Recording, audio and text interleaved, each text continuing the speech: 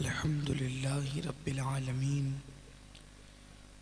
والعاقبة للمتقين والصلاة والسلام على سيد الأنبياء والمرسلين وعلى آله وأصحابه الطيبين الطاهرين أما بعد فأعوذ بالله من الشيطان الرجيم بسم الله الرحمن الرحيم صبغة الله ومن أحسن من الله صبغة صدق الله العظيم غوث اعظم بمنی بے سر و ساما مددے قبلہ دین مددے کعبہ ایمان مددے انتظار کرم تستمن عینی را اے خدا جو خدا بینو خدا دا مددے بگرداب بلا افتاد کشتی ضعیفانو شکستارا تو پشتی بحق کے خواجہ عثمان ہارون مدد کن یا معین الدین چشتی مدد کن یا معین الدین چشتی مدد کن یا معین الدین چشتی ممبر پر رونق افروز برادر ذی قدر حضرت حافظ محمد امین رضوی صاحب، خطیب اہل سنت حضرت مولانا ظہیر مصباحی صاحب، وہ جملہ ذوی الاحترام ذوی الاحتشام باصفا علماء کرام رفقاء دعوت، حاضرین محفل، پردہ نشین ماؤں اور بہنوں، السلام علیکم ورحمۃ اللہ وبرکاتہ۔ انتہائی احترام و عقیدت کے ساتھ اپنے اور ساری کائنات کی مرکز عقیدت انیس بے کساں چارہ ساز درد منداں، ہم غریبوں کے غم گسار، ہم فقیروں کی ثروت، شہر یار ارم تاجدار حرم نوبہار شفاعت، شب اسرا کے دولہا نوشے بزم جنت، دانائے سبل مولائے کل ختم الرسل، خسرو خوباں سیاح لامکا وجہ کن فکا، در اللہ المکنون سر اللہ المخزون، عالم ما کانا وما یکون، آب و گل انبیاء جان و دل اصفیاء، مطلع ہر سعادت مقطع ہر سیادت، خلاصہ کائنات فخر موجودات، حضور احمد مجتبی محمد مصطفیٰ، ارواحنا فدا صلی اللہ تعالی علیہ وآلہ وصحبہ وبارک وسلم کی بارگاہ بے کس پناہ میں جس طریقے سے پڑھاؤں بلند آواز سے میرے ساتھ مل کر پڑھیں۔ الصلاۃ والسلام علیک یا رسول اللہ، الصلاۃ والسلام علیک یا نبی اللہ، الصلاۃ والسلام علیک یا حبیب اللہ، وعلی آلک و اصحابک یا نور اللہ، صلی اللہ تعالی علیہ وسلم۔ تیرے پائے کا کوئی ہم نے نہ پایا خواجہ، تیرے پائے کا کوئی ہم نے نہ پایا خواجہ، ہم زمیں والوں پہ اللہ کا سایہ خواجہ، مکر شیطان سے مریدوں کو بچا لیتے ہو، مکر شیطان سے مریدوں کو بچا لیتے ہو، اس لیے پیر تمہیں اپنا بنایا خواجہ۔ جوش مستی میں بہت آئے تھے ایسے لمحے،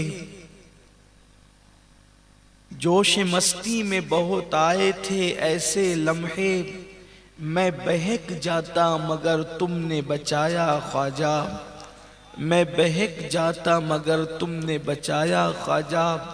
اور سید خستہ کو امید حضوری کب تھی، سید خستہ کو امید حضوری کب تھی، صدقے جاؤں تیرے کیا خوب بلایا خواجہ۔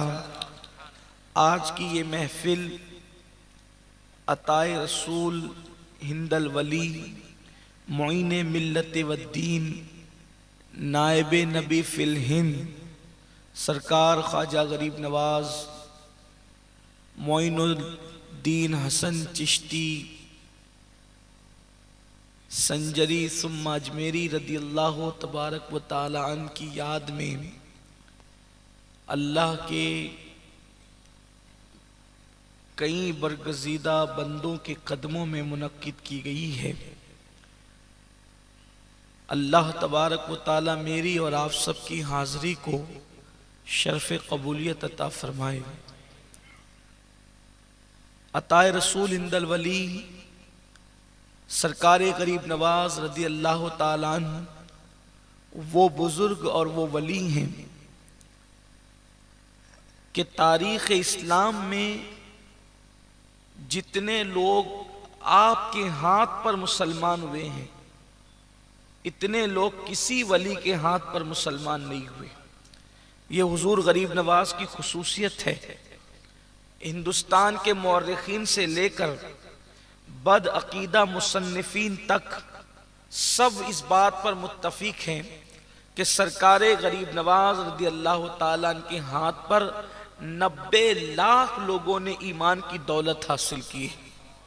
90 لاکھ لوگ آپ کے ہاتھوں پر ان لوگوں نے کلمہ پڑھا ہے، اور سرکار غریب نواز رضی اللہ تعالیٰ عنہ اس عظیم ہستی کا نام ہے کہ اللہ کے رسول صلی اللہ علیہ وآلہ وسلم کی قبر انور سے ان کو جو لقب ملا تھا وہ قطب المشائخ بحر و بر کا لقب ملا تھا، کہ وہ مشائخ جو بحر و بر کے قطب ہیں ان کے بھی قطب کا نام اگر کچھ ہے تو وہ معین الدین چشتی حسن سنجری ہے۔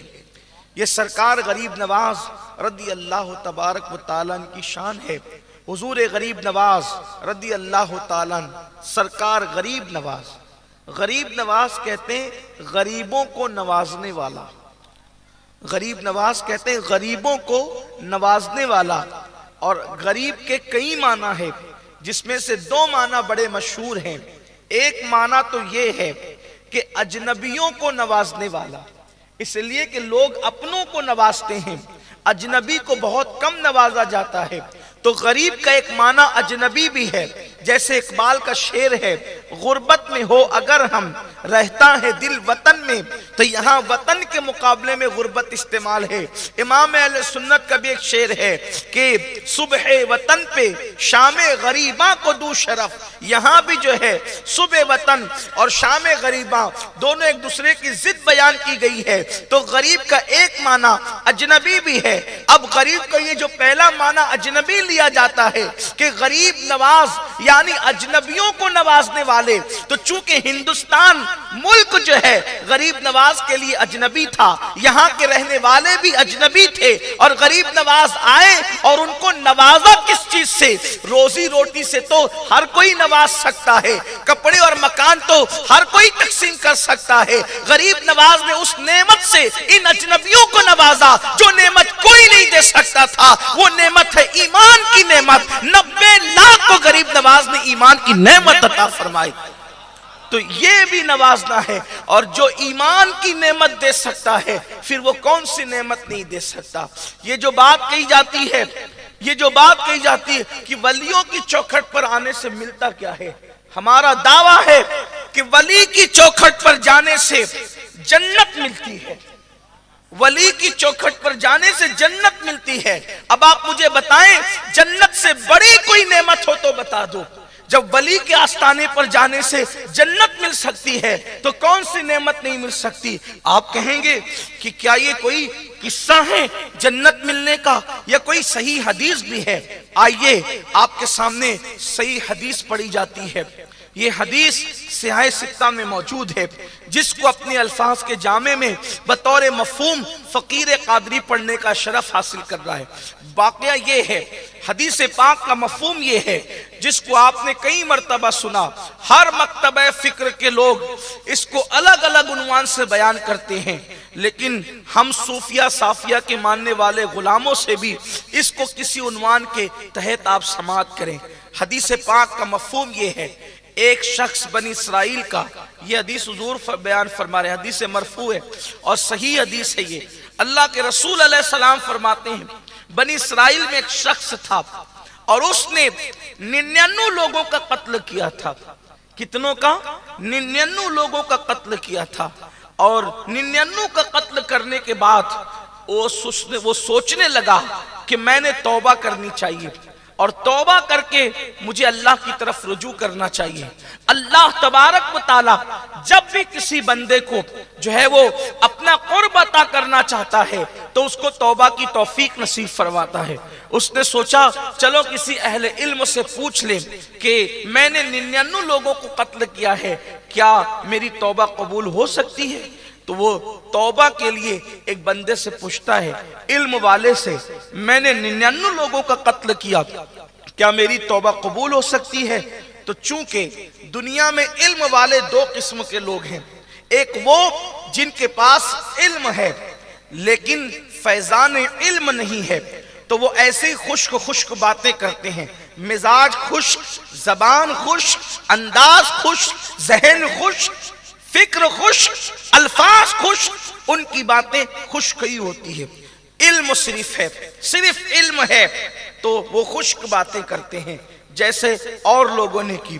دوسرا طبقہ وہ ہے جس کو علم ملتا ہے، علم کے ساتھ فیضان علم بھی نصیب ہوتا ہے، تو وہاں خشکی نہیں ہوتی، وہاں ذوق ہوتا ہے، وہاں پر ذوق ہوتا ہے، وہاں پر عشق ہوتا ہے، وہاں پر عقیدے کی جلوہ نمائیاں ہوتی ہے، وہاں پر جو ہے وہ امیدوں کی کرنیں ہوتی ہے۔ مثال کے طور پر شیطان کے پاس بھی علم تھا لیکن فیضان علم نہیں تھا، وہ گمراہ ہو گیا، مگر اللہ اکبر، اور بھی لوگوں کے پاس علم تھا لیکن فیضان علم نہیں تھا، وہ گمراہ ہو گئے، مگر وہ لوگ جن کے ساتھ علم کے ساتھ فیضان علم، باب مدینۃ العلم کی چوکھٹ سے جو وابستہ ہوتے ہیں ان کو علم کے ساتھ فیضان علم بھی نصیب ہوتا ہے۔ آپ کہیں گے فیضان علم آتا کہاں سے ہے؟ مدرسوں سے علم ملتا ہے، اور جب وہی مدرسے میں پڑھنے والا خانقاہوں سے وابستہ ہو جاتا ہے تو پھر اللہ اس کو فیضان علم بھی عطا کر دیتا ہے۔ اس مضمون کو عارف رومی نے یوں بیان فرمایا، مولوی ہرگز نہ شد مولائے روم تا غلام شمس تبریزی نہ شد۔ اس وقت تک کوئی مولوی مولائے روم نہیں ہو سکتا جب تک کہ وہ شمس تبریز کا غلام نہ ہو جائے۔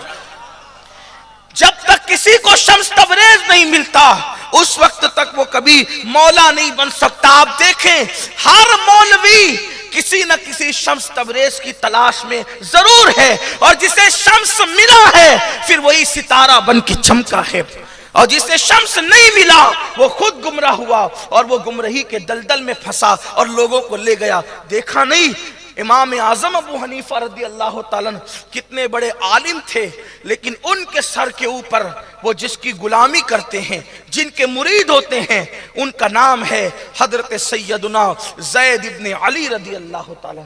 یہ حضرت امام زید کے مرید ہے امام اعظم ابو حنیفہ، اور حضرت سیدنا امام جعفر صادق کی جوتیاں سیدھی کرتے ہیں۔ امام جعفر صادق کے چچا کے مرید ہیں حضرت امام اعظم ابو حنیفہ۔ امام احمد ابن حنبل رضی اللہ تعالیٰ عنہ امام علی رضا سے وابستہ ہیں۔ اسی طریقے سے اور بھی ایک پوری تفصیل ہے، یعنی کوئی بھی علم والا آپ کو بغیر مرشد کے نظر نہیں آئے گا، اور جہاں مرشد نہیں ہے پھر وہاں خشکی باتیں ہیں۔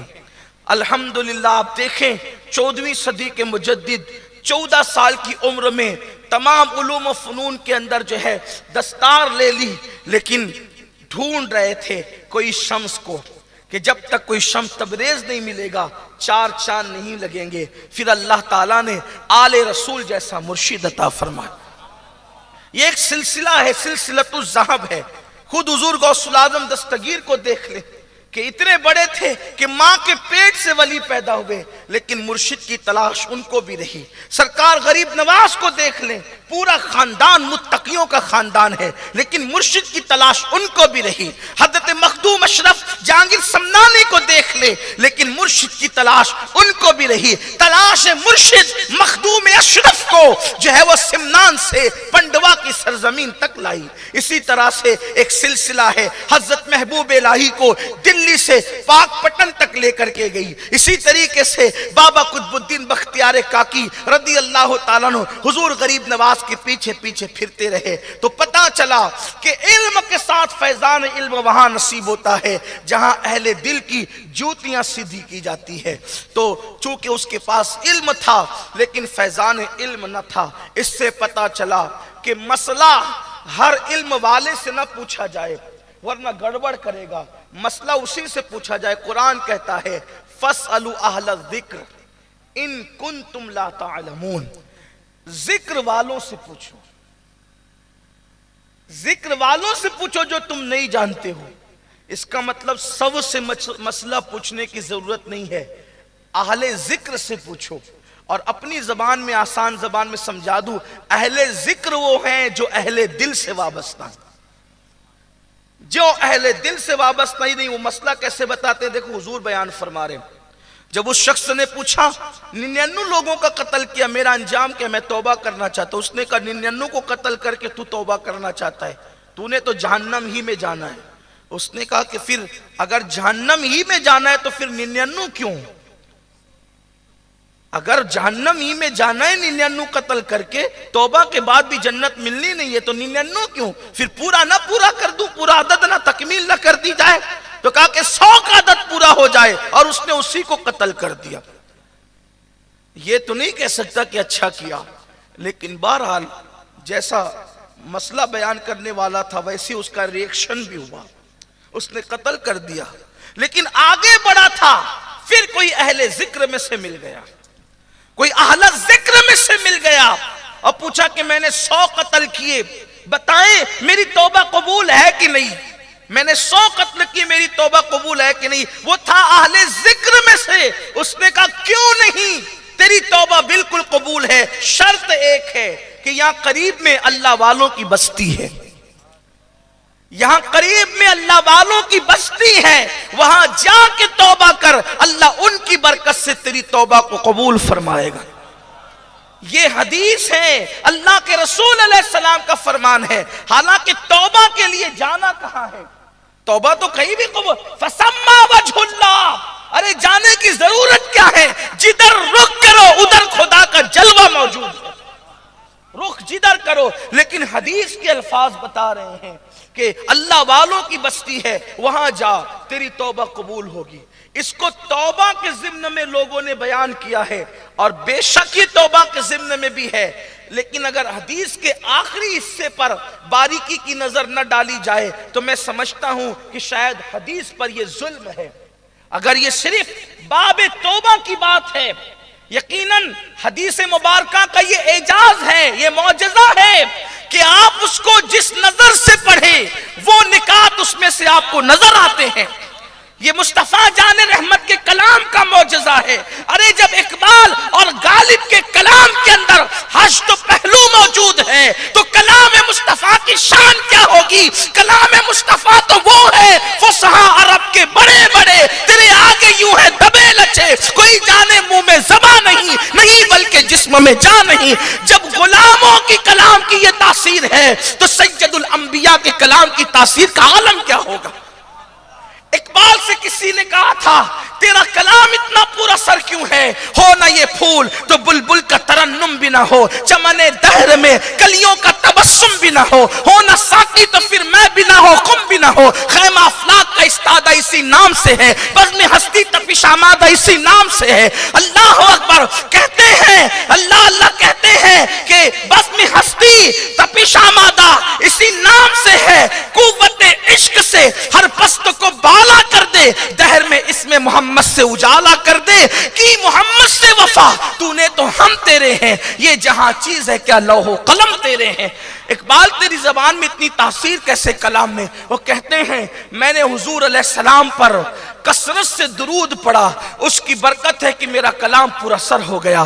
جن پہ درود پڑھنے سے کلام پر اثر ہو جائے، اس صاحب درود کے کلام کی تاثیر کا عالم کیا ہوگا؟ میرے امام کہتے وہ سخن ہے جس میں سخن نہ ہو، وہ بیان ہے جس کا بیان نہیں۔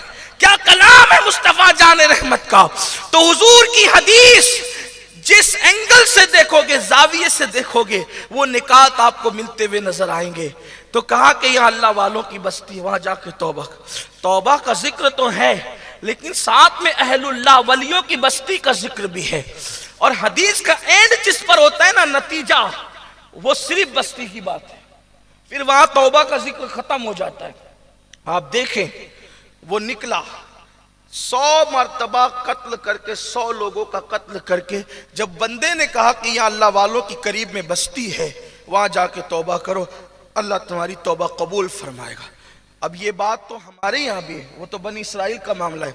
ہمارے یہاں قرآن کہتا ہے وَلَوْ أَنَّهُمْ إِذْ ظَلَمُوا أَنفُسَهُمْ جَاءُوكَ فَاسْتَغْفَرُوا اللَّهَ وَاسْتَغْفَرَ لَهُمُ الرَّسُولُ لَوَجَدُوا اللَّهَ تَوَّابًا رَحِيمًا، کہ اگر وہ اپنی جانوں پہ ظلم کریں تو محبوب آپ کی بارگاہ میں آئیں اور آپ کی بارگاہ میں آ کر توبہ کریں۔ اگر آپ سفارش کر دیں تو وہ بہت اللہ رب العزت کو توبہ قبول کرنے والا اور مہربان پائیں گے۔ ہمارے بزرگوں نے فرمایا کہ اللہ نے محبوب کی چوکھٹ پر جا کر توبہ کرنے کا حکم دیا، اللہ نے محبوب کی چوکھٹ پر جا کر توبہ کرنے کا حکم دیا۔ اب آپ مجھے بتائیں کہ محبوب کی چوکھٹ کو توبہ کے لیے لازم قرار دیا گیا۔ وَلَوْ أَنَّهُمْ إِذْ ظَلَمُوا أَنفُسَهُمْ جَاءُوكَ، اگر وہ اپنی جانوں پہ ظلم کرے تو پیارے وہ تیری چوکھٹ پر آ کر توبہ کرے۔ اب آپ مجھے بتائیں اس کا مطلب یہ ہے کہ ہند والے اگر توبہ کرنا چاہیں تو ان کو مدینہ منورہ جانا ضروری ہے، وہ وہاں جائے بغیر کہ توبہ نہیں کر سکتے؟ تو دراصل بات یہی ہے کہ وہاں ہر شخص جا نہیں سکتا، تو توبہ کی صورت کیا ہے؟ تو کہا ہمارے بزرگوں نے دراصل اولاد کی چوکھٹ یہ باپ ہی کی چوکھٹ ہوا کرتی ہے۔ تو کہا گیا ہند والوں اگر مدینے نہیں جا سکتے تو بیٹے کی چوکھٹ پر اجمیر مقدس آ جانا، یہ مصطفیٰ جان رحمت ہی کی چوکھٹ ہے۔ نعرہ تکبیر، نعرہ رسالت، فیضان غریب نواز، فیضان غریب نواز۔ کبھی داتا کی چوکھٹ پر آ جانا، کبھی غریب نواز کی چوکھٹ پر آ جانا، کبھی محبوب الہی کی چوکھٹ پر آ جانا، کبھی بختیار کاکے کی چوکھٹ پر آ جانا، کبھی بندہ نواز کی چوکھٹ پر آ جانا، کبھی خواجہ دانا کی چوکھٹ پر آ جانا، کبھی مخدوم اشرف کی چوکھٹ پہ آ جانا، کبھی 52 گز کی چوکھٹ پر آ جانا۔ یہ سارے در مصطفیٰ ہی ہے، اور در مصطفیٰ در خدا ہے، بخدا خدا کا یہی ہے در، نہیں اور کوئی مفر مقر، جو وہاں سے ہو یہیں آ کے ہو، جو یہاں نہیں تو وہاں نہیں۔ سبحان اللہ۔ کعبے میں ڈھونڈنے والے جب خدا کو نہ پائے تو خدا نے پتہ بتایا، لوجد اللہ، اللہ کو ضرور پائیں گے۔ کہاں پائیں گے اللہ کو؟ کہاں پائیں گے؟ لوجد اللہ، کہاں پائیں گے؟ در مصطفیٰ پر پائیں گے۔ اور ملے گا تو ہر جگہ، لیکن ہر جگہ ملے گا تو کام بنے نہ بنے کوئی گارنٹی نہیں۔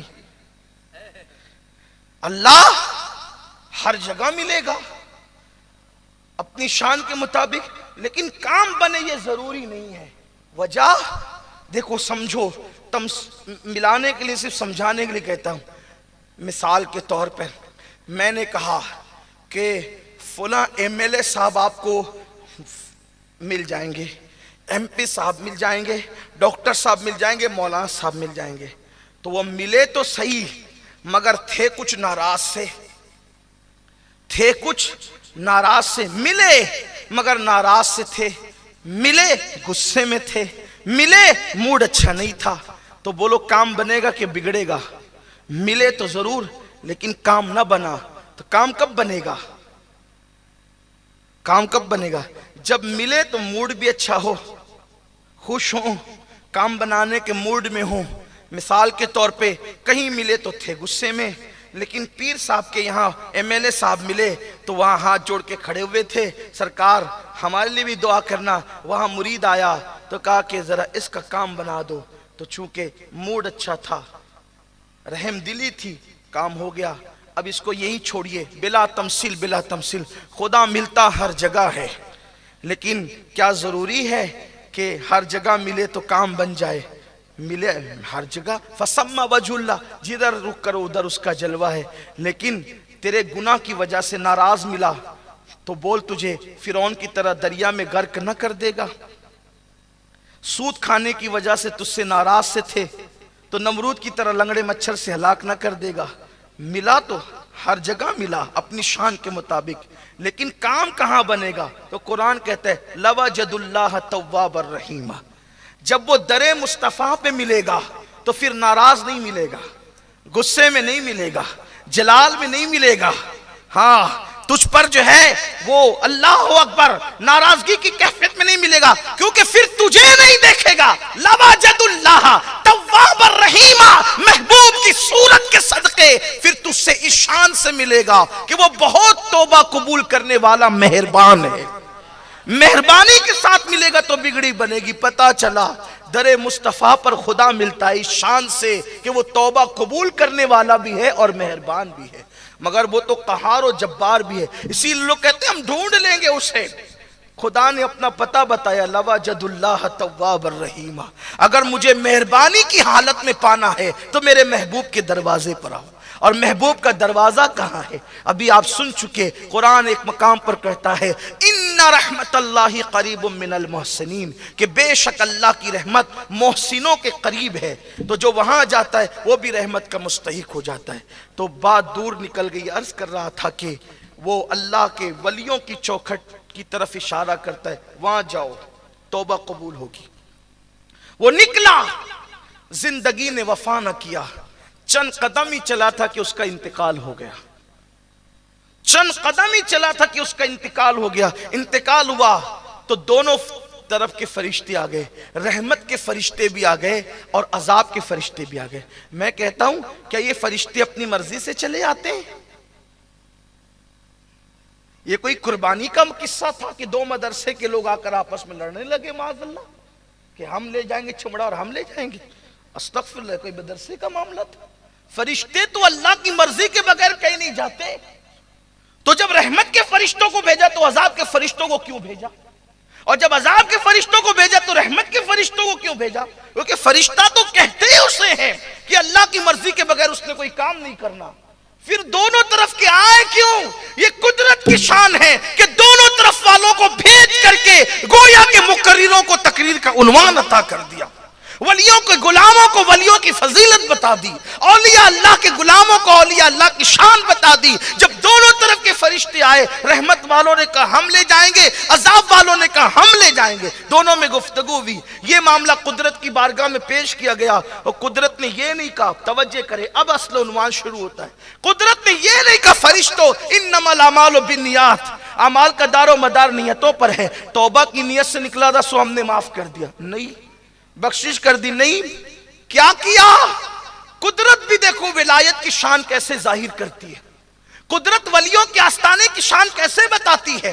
یہ حدیث صحیحہ کے اندر ہے، اللہ کے رسول علیہ السلام کے فرمان کا مفہوم ہے کہ اللہ نے دونوں فرشتوں کے درمیان یوں فیصلہ فرمایا کہ فرشتوں جاؤ اور میرا بندہ جہاں پر اس کا لاشا پڑا ہوا ہے وہاں سے لے کے اس کے گھر کا فاصلہ گنو، اگر وہ اپنے گھر سے قریب ہے تو اسے عذاب کے فرشتے لے جائیں، اور اگر وہ ولیوں کی بستی کے قریب ہے تو پھر اس کو رحمت کے فرشتے لے جائیں۔ اب یہاں توبہ کی بات کہاں ہے؟ یہاں تو ولی کی چوکھٹ کی بات ہے۔ اللہ اکبر، ولی بھی بشر، وہ بندہ بھی بشر۔ قدرت بتا رہی ہے اپنے گھر کی چوکھٹ سے قریب ہے تو جہنم میں جائے گا، اگرچہ بنیت توبہ نکلا تھا لیکن ولیوں کے آستانے کے قریب ہے تو جنت میں جائے گا، اس لیے کہ ولایت کی چوکھٹ کی شان بیان کی جا رہی۔ اور پھر ہوا کیا؟ ہوا کیا؟ کیا شان ہے، سبحان اللہ۔ چونکہ توبہ کی نیت سے نکلا تھا نا، تو اللہ تبارک و تعالیٰ کی مہربانی بھی ساتھ ہے۔ ادھر فرشتے گئے فرشتے گئے، اللہ نے زمین کو حکم دیا، اے زمین سمٹ جا، اے زمین سمٹ جا اور اس بندے کو میرے ولیوں کے آستانے سے قریب کر دے۔ اب لوگ کہتے ہیں ولیوں کے آستانے پہ جا کے کیا ملتا ہے؟ کیا خدا مسجدوں میں نہیں ملتا؟ مجھ سے نہ پوچھو، پھر خدا ہی سے پوچھو، زمین کو سمٹنے کا حکم کیوں دے رہا ہے؟ زمین کو سمٹنے کا حکم کیوں دے رہا ہے؟ اے زمین سمٹ جا، میرے ولیوں کی چوکھٹ سے اس کو قریب کر دے۔ زمین سمٹی، ناپی گئی تو وہ بندہ ولیوں کے آستانے کے قریب تھا، سو اس کو جنت میں لے جایا گیا۔ اب آپ سے پوچھنا چاہتا ہوں، اگر بنی اسرائیل کے اولیاء کی چوکھٹ سے کوئی قریب ہو جائے تو اس کو جنت مل جایا کرتی ہے، جو بنی اسرائیل نہیں امت محمدیہ کے اولیاء کی چوکھٹ میں، وہ بھی صرف امت محمدیہ کے اولیاء نہیں، وہ ولی بھی ہو اور آلے نبی بھی ہو، پھر ان کی چوکھٹ کی شان کا عالم کیا ہوگا؟ ولی کے آستانے پہ جنت ملتی ہے۔ دیکھو یہ حدیث بتا رہی ہے، لیکن عقیدت کے ساتھ جانے والا چاہیے۔ تو عرض یہ کر رہا تھا، غریب نواز، غریبوں کو نوازنے والا۔ پہلی بات تو یہ کہ انہوں نے ایمان دیا، غریبوں کو، اجنبیوں کو، 90 لاکھ کو ایمان دیا۔ دوسری بات، غریب نواز، غریب کہتے ہیں اپنے سے کم حیثیت والے کو، اپنے سے، اس کی تشریح دیکھو اپنے ذوق کے مطابق کروں۔ جس کے پاس بائک ہے اس کے سامنے سائیکل والا غریب ہے، جس کے پاس سائیکل ہے اس کے سامنے پیدل چلنے والا غریب ہے، جو پیدل ہے اس کے سامنے ننگے پیر چلنے والا غریب ہے۔ یعنی ہر مالدار کے سامنے غریب اور غریب کے سامنے ایک امیر۔ اب غریب نواز، جو غریب نواز سے کم حیثیت رکھتا ہے وہ سب غریب نواز کا غریب ہے۔ پھر وہاں بادشاہ بھی غریب ہے، کیونکہ جو نعمت غریب نواز کے پاس ہے وہ پھر غوری کے پاس کہاں ہے، پھر وہ خلجی کے پاس کہاں ہے، وہ التمش کے پاس کہاں ہے؟ وہ غریبوں کو نوازنے والا۔ اور خدا کی قسم نوازا سب کو، بچپن سے غریب نواز تھے، بچپن سے کیا پورا خاندان غریب نواز ہے، پورا خاندان غریب نواز ہے۔ حضور غریب نواز کی امی کہتی ہے، دراصل آپ کے والد سید غیاث الدین الحسینی رضی اللہ تعالیٰ، یہ بہت مالدار انسان تھے۔ سرکار غریب نواز کے والد سید غیاث الدین حسینی یہ بہت مالدار انسان تھے۔ غریب نواز کی امی فرماتی ہیں کہ جب معین الدین حسن 4 یا 5 سال کے تھے تو مجھ سے کہتے تھے امی اچھے کھانے بناؤ، اور اچھے کھانے مجھ سے بنواتے تھے، اور جب کھانا پک کر تیار ہو جاتا تو محلے کے غریب بچوں کو بلا کر کے لاتے اور دسترخوان بچھاتے اور ان بچوں کو بٹھا کر کے کھانا کھلاتے۔ جب غریبوں کے بچے منہ میں لقمہ ڈالتے تو مجھ سے چمٹ کر کے کہتے امی جب غریب کھانا کھاتا ہے تو دل کو کتنا سکون نصیب ہوتا ہے۔ اسی لیے حضور غریب نواز کے ملفوظات میں آپ 3 چیزوں کو زیادہ دیکھیں گے۔ غریب نواز نے زیادہ توجہ دی ہے، ایک تو دل کی صفائی پر، کہ دل میں کسی کے لیے کینہ مت رکھو۔ دوسری نصیحت آپ کی یہ تھی کہ لوگوں زیادہ تر مجبوروں کی مدد کرو، حاجت مندوں کی حاجت کو پورا کرو، اور تیسری چیز فرمائی کہ بھوکوں کو کھانا کھلاؤ۔ فرمایا جو یہ 3 کام کرتا ہے اللہ تبارک و تعالی اس کو جنت عطا فرمائے گا۔ مجبوروں کی مدد کرنا، محتاجوں کی مدد کرنا، بے کسوں کی مدد کرنا، دل کو ہر ایک کے لیے صاف رکھنا اور بھوکوں کو کھانا کھلانا، یہ بنیادی تعلیمات ہے سرکار غریب نواز رضی اللہ تعالیٰ عنہ کی۔ میرے آقا صلی اللہ علیہ وسلم کے دیوانوں، دیکھو آج اللہ تعالیٰ اگر ہمیں کچھ نوازے، کچھ عطا کرے تو ہماری توجہ نہ بے کسوں کی طرف، نہ مجبوروں کی طرف، نہ یتیموں کی طرف، نہ حاجت مندوں کی طرف، نہ پریشان حالوں کی طرف، بلکہ آج کا مسلمان تو اتنا خود غرض ہو چکا ہے، آج کا مسلمان تو اتنا سیلفسٹ ہو چکا ہے کہ اللہ اکبر، جب وہ کسی حاجت مند کو دیکھتا ہے، جب وہ کسی غریب کو دیکھتا ہے، جب وہ کسی مفلس کو دیکھتا ہے، جب وہ کسی محتاج کو دیکھتا ہے، جب وہ کسی کلاش کو دیکھتا ہے، جب وہ کسی ضرورت مند کو دیکھتا ہے تو وہ مذاق اڑاتا ہے اس کا، اور اللہ اکبر اس پر ہنستا ہے۔ یاد رکھنا، کسی کی مصیبت دیکھ کر کے ہنسنے والوں، فرمایا گیا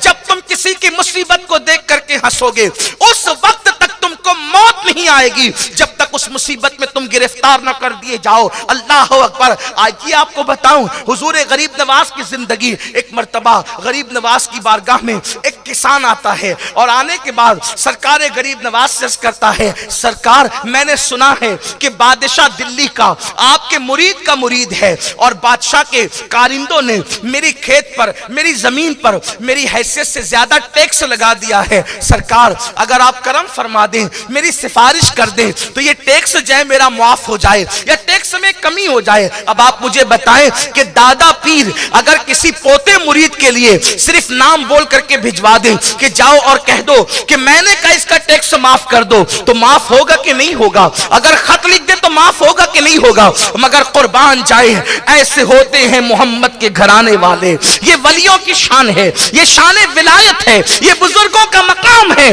کہ جب وہ غریب کسان آتا ہے تو آنے کے بعد اس نے کہا سفارش کر دیں۔ غریب نواز فرماتے اجمیر مقدس میں کہ چلو میں تمہارے ساتھ خود چلوں گا، میں تمہارے ساتھ خود چلوں گا۔ اور سرکار غریب نواز ایک غریب کسان کی خاطر، ایک غریب کسان کی خاطر اجمیر شریف سے دلی کا سفر طے کرتے ہیں۔ اور جب دلی پہنچنے والے ہوتے ہیں، آپ کے پہنچنے سے پہلے دلی والوں کو پتا چل گیا کہ غریب نواز آ رہے ہیں۔ اللہ اکبر۔ حضرت بابا قطب الدین بختیار کاکی، شمس الدین التمش دلی کا بادشاہ اور پوری خلقت دلی جو ہے غریب نواز کے استقبال کے لیے دلی سے باہر آتے ہیں۔ اور غریب نواز کو آتا دیکھ کر کے کوئی ہٹو بچوں کا ماحول نہیں، کوئی دھکم دھکی کا ماحول نہیں۔ ایک غریب کسان کے ساتھ غریب نواز چلا آ رہا ہے، ایک غریب کسان کے ساتھ غریب پرور چلا رہا ہے۔ اندازہ تو کریں، اللہ اکبر، کیا ان کی مصروفیتیں نہ تھی؟ اللہ اکبر، کیا ان کو کام نہ تھے؟ اللہ اکبر، کیا ان کے معاملات نہ تھے؟ لیکن اللہ اکبر، غریب نواز نے بتایا کہ ایک غریب کا دل خوش کرنا، ایک غریب کی حاجت روائی کرنا، ایک غریب کے لیے وقت نکالنا اسلام میں کتنی اہمیتوں کا کام ہے۔ سرکار غریب نواز جب دلی پہنچنے والے ہیں، خلقت دلی موجود ہے، قدم پر بادشاہ وقت گر رہا ہے، حضرت بختیار کاکی اس کے پیر و مرشد بھی قدموں کو تھامے ہوئے ہیں۔ سرکار اطلاع کے بغیر آ گئے کہ آپ نے اطلاع تو دی ہوتی۔ غریب نواز نے بڑی سادگی سے کہا مجھے ایک کام تھا بادشاہ سے، اس لیے میں نے سوچا کہ حاضر ہو جاؤں۔ کہا حضور آپ کو کیا کام ہو سکتا ہے؟ آپ اشارہ کر دیتے، خط لکھ دیتے، کہ کارندہ بھیج دیتے۔ سرکار غریب نواز فرماتے ہیں یقیناً کارندہ بھیجنے پر، خط بھیجنے پر اس شخص کا کام ہو سکتا تھا، مگر قدم قدم پر جو غریب کا دل خوش ہو رہا تھا وہ نیکی معین الدین کب پاتا؟ خط بھیجنے سے بھی کام ہو جاتا، لیکن ہر قدم پر جو غریب کا دل خوش ہو رہا تھا، اللہ اکبر، اس کی معین الدین کو کب نصیب ہوتی؟ فرمایا کہ اس پر ٹیکس لگ گیا ہے، وہ معاف کر دیا جائے۔ میں آپ سے پوچھنا چاہتا ہوں میرے پیارے آقا صلی اللہ علیہ وسلم کے پیارے دیوانوں، کیا مسلمانوں کے اندر یہ چیزیں موجود ہیں کہ وہ کسی غریب، کسی مفلس، کسی حاجت مند کے لیے اس کے ساتھ چلنا پسند کرتے ہیں، اس کے ساتھ جانا پسند کرتے ہیں؟ آج تو لوگ اتنے خود غرض ہو چکے ہیں کہ اللہ اکبر، ساتھ جانا تو دور کی بات، اگر کوئی دعا کی گزارش بھی کرے تو لوگ کہتے ہیں انشاءاللہ کریں گے۔ یہ انشاءاللہ پتہ نہیں کب وقت ملتا ہے کرنے کے لیے، انشاءاللہ کریں۔ ہمارے بزرگوں کی عادت تھی جب کوئی کہتا دعا کرے تو وہی دعا کرتے، وہی دعا کرتے۔ آج ہم دعا سے بھی گئے، دل اس طرح سخت ہو گئے کہ دعا سے بھی گئے۔ سیدہ طیبہ طاہرہ فاطمۃ الزہرا سلام اللہ علیہا، امام حسن کہتے ہیں میں نے میری ماں کی جتنی دعا سنی کبھی اپنے لیے کچھ نہیں مانگا، ہمیشہ امت محمدیہ کے لیے مانگا کرتی تھی۔ میں نے پوچھا امی کبھی آپ اپنے لیے کچھ نہیں مانگتی، ہمیشہ قوم کے لیے مانگتی ہے؟ تو فرماتی بیٹا پہلے پڑوس ہے پھر خود ہے، اور ہم دوسروں کے لیے جو مانگتے ہیں ہمیں اپنے لیے مانگنا نہیں پڑتا، بن مانگے خدا ہمیں عطا فرما دیتا ہے۔ یہ فکر ہے آل محمد کی، یہ فکر ہے اہل بیت کی۔ سرکار غریب نواز کے غلاموں، آج ہم صرف اپنے لیے جی رہے ہیں۔ اپنے لیے جینا یہ کتوں کا کام ہے، کتا صرف اپنے لیے جیتا ہے، اپنے لیے جینا یہ کتوں کا کام ہے۔ انسان وہ ہے جو اپنے لیے نہیں جیتا، جو اوروں کو فائدہ پہنچانے کے لیے جیتا ہے. آئے ہی تھے دوسروں کے لیے، خود غرض ہو گئے. بلکہ اگر خود غرض بھی ہوتے تو کوئی فتنہ نہ تھا. اب تو جہاں دو مسلمان ملتے ہیں وہاں تیسرے کی عزت سلامت نہیں، جہاں تین ملتے ہیں وہاں چوتھے کی عزت سلامت نہیں، جہاں چار ملتے ہیں وہاں پانچویں کی عزت سلامت نہیں. کسی کو گالی، کسی کی غیبت، کسی کی چگلی، کسی کے لیے تباہی کا منصوبہ، تباہی کا پلان. حضور غریب نواز فرماتے ہیں جب کسی نے اپنے مومن بھائی کو گالی دی، غریب نواز کہتے ہیں کسی مسلمان کو کسی نے گالی دی، مسلمان کو گالی دینے والا ایسا ہے جیسے موسیٰ اور فرعون کی جنگ میں موسیٰ علیہ السلام کے خلاف فرعون کی مدد کرنے والا. یعنی فرعون کی مدد کرنے والا جتنا برا ہے، غریب نواز کے نزدیک مسلمان کو گالی دینے والا اتنا برا ہے. اب آپ مجھے بتائیں، مسلمان تو مسلمان ہیں، لوگ اپنی اولاد کو بھی گالی دیتے ہیں، اپنے بیٹوں کو بھی گالی دیتے ہیں، اپنی بیوی کو بھی گالی دیتے ہیں. غریب نواز فرماتے ہیں مسلمان کو گالی دینا ایسے ہے جیسے اپنی ماں اور اپنی بیٹی کے ساتھ زنا کرنا. یہ غریب نواز کا مسلک ہے. آج تو گالی لوگوں کا تکیہ کلام بن چکی ہے، آج تو گالی لوگوں کی زبان کی لذت بن چکی ہے. میرے آقا صلی اللہ علیہ وسلم کے دیوانوں، ہم نے ولیوں کی بات تو کی ہے لیکن ہم نے کبھی ولیوں کے مشن کی بات نہیں کی، ولیوں کے کردار کی بات نہیں کی. میرے پیارے آقا صلی اللہ علیہ وسلم کے پیارے دیوانوں، تو عرض کر رہا تھا یوں غریب نواز نے غریبوں کو نواز کر، غریبوں کی مدد کر کے، بڑے بڑے ہندوستان کے مذہبی رہنما جو پرانے مذہب کے لوگ تھے وہ آتے تھے اور کہتے تھے ہمیں آپ سے مناظرہ کرنا ہے، مناظرہ کریں گے. غریب نواز فرماتے تھے بابا بہت تھک کر آئے ہو، جاؤ پہلے آرام کر لو اور ہمارے لنگر سے کھانا کھا لو، اس کے بعد مناظرہ کیا جائے گا. آپ کے کردار سے اتنا متاثر ہوتے کہ مناظرہ کرنا بھول جاتے، کلمہ پڑھ کے مسلمان ہو جاتے. یہ سرکار غریب نواز کا، بلکہ غریب نواز کے ہاتھوں پر جناتوں نے، دیو لوگوں نے کلمہ بھی پڑھا ہے. ہاں میرے خواجہ کی شان یہ ہے، دیو تک نے کلمہ پڑھا ہے. غریب ایک ہندوستان میں انا ساگر کے کنارے جنات کھڑا رہتا تھا، قد آدم سے اس کا قد بہت اونچا تھا اور وہ کھڑا رہتا تھا، لوگوں سے بات کرتا تھا. ہندوستان والے جب جنگ میں سب سے ہار جاتے تو سادی دیو کو مدد کے لیے پکارتے تھے، پھر اس کے قدموں میں لڑکیاں ذبح کی جاتی تھی اس کو راضی کرنے کے لیے. ایسے نہیں خوش ہوتا تھا وہ، لڑکیوں کا خون چوستا تھا سادی دیو. لڑکیاں ذبح کی جاتی تھی. ہندوستان کی تاریخ میں موجود ہے، مختلف کتابوں میں مختلف انداز سے سادی دیو کا تذکرہ کم و بیش ہر سیرت نگار نے لکھا ہے. تو لڑکیاں ذبح کر کے اس کو خون پلایا جاتا تھا اور جب وہ چلتا تھا تو اس کی دھمک پورے اجمیر میں محسوس ہوتی تھی. جب سب طرف سے لوگ تھک ہار جاتے تو سادی دیو کو مدد کے لیے پکارتے. اونچا قد، انسان کی نگاہیں اس کے سر کا اندازہ نہیں کر سکتی تھی اور جب وہ چلتا تھا اور دھمک اس کی آتی تھی تو بڑے بڑے لوگ لرز جاتے تھے. جب ہر طرف سے لوگ غریب نواز سے ہار گئے، سانپ پھینکے کوئی اثر نہیں ہوا، چونٹیاں پھینکی، جادو کے زور سے پتھر پھینکے کوئی سب ناکام، پانی بند کیا ناکام، ستایا ناکام، مارنے کے لیے لوگوں کو تیار کیا ناکام. غریب نواز کی محفل سجتی تھی تو بادشاہ آدھی سلطنت کی لالچ دے کے لوگوں کو کہتا تھا جاؤ اس درویش کو قتل کر دو. لوگ آ کے بیٹھتے تھے اور آ کر کے جب آپ کی تقریر سنتے تھے. غریب نواز کی تقریر جو محفل میں ہوتی تھی وہ 10-12 منٹ سے زیادہ کی نہیں ہوتی تھی. ہم لوگ تو تقریر کرتے کرتے گلا پھاڑ دیں، آواز بٹھا لیں، لیکن کوئی اثر ہی نہیں ہوتا. اور وہاں بس 10-15 منٹ کی گفتگو، وہ بھی ایسی کہ الفاظ زبان سے نکلتے ہیں یا لگتا ہے کہ گلاب کی پنکھڑیاں جھڑ رہی ہے. اور تاثیر کا حال یہ ہے کہ دشمن بھی اپنے ہو جائے، دشمن بھی کبھی غصے میں نہیں آئے کسی پر. زندگی میں بابا قطب کہتے زندگی میں کبھی کسی پہ غصہ نہیں کیا، کبھی کسی کو جھڑکا نہیں، کبھی نہیں جھڑکا.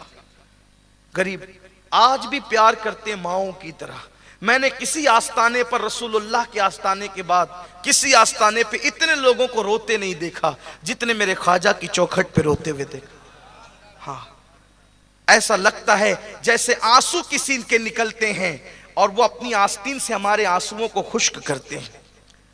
اور آستانہ غریب نواز کی خصوصیت یہ ہے، امام اہل سنت نے ذیل المدعا کے اندر جو احسن الویاء کا جو ہے وہ حاشیہ ہے، اس میں لکھا ہے کہ غریب نواز کی چوکھٹ وہ چوکھٹ ہے کہ وہاں دعا کرنے والے کو نہیں دیکھا جاتا، بلکہ غریب نواز کے صدقے ہر ایک کی فریاد کو سن لیا جاتا ہے، سب کی مراد وہاں پوری ہوتی ہے۔ غریب نواز کی چوکھٹ وہ کوئی ایسا ہی نہیں ہے جس نے یہ کہا کہ مجھے نہ ملا ہو۔ خواجہ ہند وہ دربار ہے اعلیٰ تیرا، کبھی محروم نہیں مانگنے والا تیرا، کبھی کوئی محروم، بس عقیدت سے کوئی جائے، عقیدت شرط ہے۔ کچھ لوگ تماشا دیکھنے جاتے ہیں، کون کیا کر رہا ہوگا، ارے کون کیا کر رہا ہوگا چھوڑ، تجھے کیا کرنا ہے وہ دیکھ۔ ہاں لوگ وہاں دیکھنے جاتے ہیں کیا ہو رہا ہے، ارے دوسروں کو کیوں دیکھتے ہو، تم دیکھو۔ جو وہاں جاتے ولی بن کر آتے ہیں۔ غریب نواز کے بارے میں بابا قطب نے فرمایا ہے کہ غریب نواز کی آنکھوں میں اللہ نے وہ تاثیر دی تھی، کسی کو توجہ سے دیکھ لیتے تھے اس کو اسی وقت ولی بنا دیا کرتے۔ یہ تاثیر ہے ان کی آنکھوں میں، جس کو دیکھا توجہ سے، اسی لیے اکثر آنکھیں بند رکھتے تھے کہ سب ولی بن جائے تو پھر کیا ہو، سب ولی بن جائے تو پھر کیا ہو، تو آنکھیں بند رکھتے تھے، اور آنکھیں کھول کے کسی کو توجہ سے دیکھ لیا تو ولی بنا دیا، پھر بنایا ولی، بروں کو ولی بنایا۔ یہ غریب نواز کی آنکھیں ہیں، کیا تاثیر ہوگی ان نگاہوں کے اندر، کیا اثر ہوگا ان نگاہوں کے اندر، جسے دیکھا ولی بنایا۔ تو سرکار غریب نواز رضی اللہ تعالیٰ کو بہت ستایا۔ سرکار غریب نواز صرف پیار اور پیار، پتھر پھینک رہے ہیں پیار دے رہے ہیں، سانپ پھینک رہے ہیں پیار، اور کرتے کیا تھے بس اتنا ہی، آیت الکرسی پڑھ کر ایک دائرہ کھینچ دیتے تھے، بس کوئی جادو اثر نہیں کرتا۔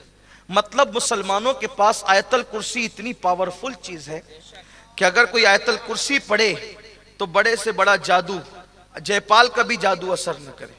آج ہندوستان میں جتنے جادوگر ہیں وہ جے پال سے بڑے نہیں ہیں، بہت بڑا جادوگر، 1500 چیلے تھے اس کے، جادوگر چیلے 1500 تھے، ہرن کی کھال پہ بیٹھ کے ہواؤں میں اڑتے تھے، ایک آیت الکرسی کے آگے سب زیر ہو گئے۔ اب آپ کہیں گے آیت الکرسی تو ہم بھی پڑھتے ہیں لیکن کوئی اثر نہیں ہوتا، بات اتنی ہے، لذت چائے میں ہے کہ زبان میں، ابھی تک لوگ یہ فیصلہ نہیں کر سکے۔ لذت کبھی سوچا چائے میں، اگر چائے میں لذت ہوتی تو انگلی ڈبونے پر لذت کیوں نہیں ملتی؟ کبھی سوچا، کبھی دھیان دیا؟ اگر لذت چائے میں تھی تو انگلی ڈبونے پر چائے کی لذت کیوں نہیں ملتی؟ پیر ڈبونے پر چائے کی لذت کیوں نہیں ملتی؟ تو کہا لذت چائے میں نہیں ہے، زبان میں ہے۔ تو پھر پانی پینے پہ چائے کا مزہ کیوں نہیں آتا؟ بھئی پانی پیو تو چائے کا مزہ کیوں نہیں آتا؟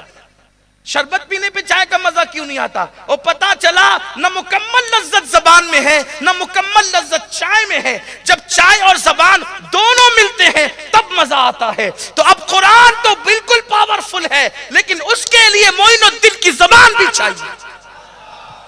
وہ زبان کون سی جو غیبت نہ کرتی ہو، وہ زبان کون سی جو گالی نہ دیتی ہو۔ وہ آپ کہیں گے چائے میں لذت ہے تو ٹائیفائڈ والوں کو چائے کڑوی کیوں لگتی ہے؟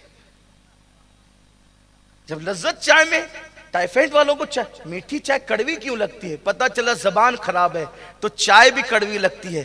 تو زبان بیمار ہو جائے تو چائے کا مزہ نہیں آتا، اور جب زبان روحانی طور پہ بیمار ہو جائے تو پھر قرآن کا وہ مزہ نہیں آتا جو مزہ اللہ والوں نے اٹھایا ہے۔ اپنی زبان کو اچھا کرو، اپنی زبان کو پاکیزہ کرو، آؤ زبان کی حفاظت کریں۔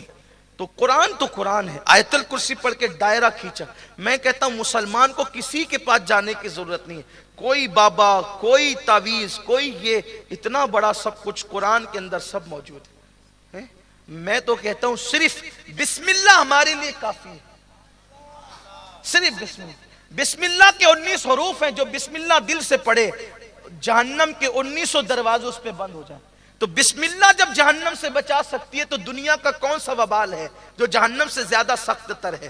لیکن کوئی آئے تو صحیح، ہم تو مائل بکرم ہے، کوئی سائل ہی نہیں، راہ دکھلائے کسی راہ روے منزل ہی نہیں۔ آیت الکرسی پڑھ کے دائرہ کھینچ دیا، کچھ نہیں، سانپ آ رہے ہیں، بچھو آ رہے ہیں، یہ آ رہا ہے، وہ آ رہا ہے، کچھ نہیں۔ انا ساگر کا پانی بند کیا تو آپ نے پورا وہ اٹھا کر کے ایک کوزے میں بھر لیا۔ مشہور روایت ہے، میں اس کی طرف نہیں جاؤں گا، سنتے سنتے بچے بھی جوان ہوئے اور پھر بوڑھے ہو گئے۔ اب اس کی طرف کیا جانا جو آپ کو یاد ہے. ذرا دیکھو اللہ والوں کی محنت ہے. تو محفل کے اندر بہت سادہ گفتگو ہوتی تھی, بہت ایسا لگتے جیسے پھول جھڑ رہے ہیں, لیکن بات دل سے نکلتی تھی, دل میں اترتی. اور غریب نواز کی محفل تو وہ تھی کہ جو آ کر بیٹھ جاتا پھر وہ بیٹھا ہی رہتا. میں سوچتا ہوں جب ہم لوگ ان کا بیان کرتے, ان کی زندگی بیان کرتے ہیں تو عاشقوں پر ایسی مستی چھا جاتی ہے. ان کی زندگی میں یہ تاثیر ہے, تو خود جب وہ بیان کرتے ہوں گے تو تاثیر کا عالم کیا ہو. رائے پتورا نے غریب نواز کے خلاف آدھی سلطنت کا لالچ دے کر ایک شخص کو, جوان کو بھیجا کہ جا اور اسے قتل کر دے, اس درویش کو. وہ آ کر بیٹھا رہا, لوگ بیان سنتے رہے. بیان سنتے سنتے محفل ختم ہوئی, لوگ اٹھ اٹھ کر جانے لگے. غریب نواز نے سب کو رخصت کیا, وہ بچ گیا. فرمایا بابا سب کا کام ہو گیا, اب تم جس کام سے آئے تھے وہ کام کر لو. تم جس کام سے, دیکھو قاتل کو مہلت دی جا رہی ہے. ہم قاتل کو دیکھ کے ڈرتے ہیں, میرا کیا ہوگا. ولی وہ نہیں ہوتا جو میرا کیا ہوگا سوچتا ہے. دیکھا ابھی کرونا وائرس پر سب کے منہ پہ ماسک ہے, میرا کیا ہوگا. ارے بیماری سے بچنے کے لیے منہ پہ ماسک لگانے والوں, بیماری سے بچنے کے لیے گناہوں کے لیے ماسک لگاؤ.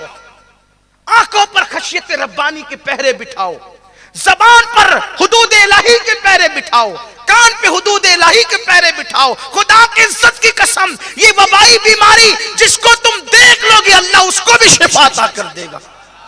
لوگ بیماری کے ڈر سے محتاط ہوتے ہیں, گناہ کے ڈر سے لوگ محتاط کیوں نہیں ہوتے. اور یاد رکھنا بیماری اتنا نقصان نہیں کرتی جتنا گناہ نقصان کرتے ہیں, بلکہ بیماریاں آتی ہی ہے گناہوں کی وجہ سے آتی ہے, برائیوں کی وجہ سے آتی, پاپ کی وجہ سے آتی. احتیاط ضرور کرو, میں منع نہیں کرتا, لیکن اتنا ضرور یاد رکھنا کہ کوئی بیماری وہ نہیں ہوگی کہ ایک سے دوسرے کو لگے, دوسرے سے تیسرے کو لگے. یہ بڑی وبا ہے. لوگ ہمیں کچھ بھی گالیاں دے, لیکن ہمارا ایمان یہ ہے.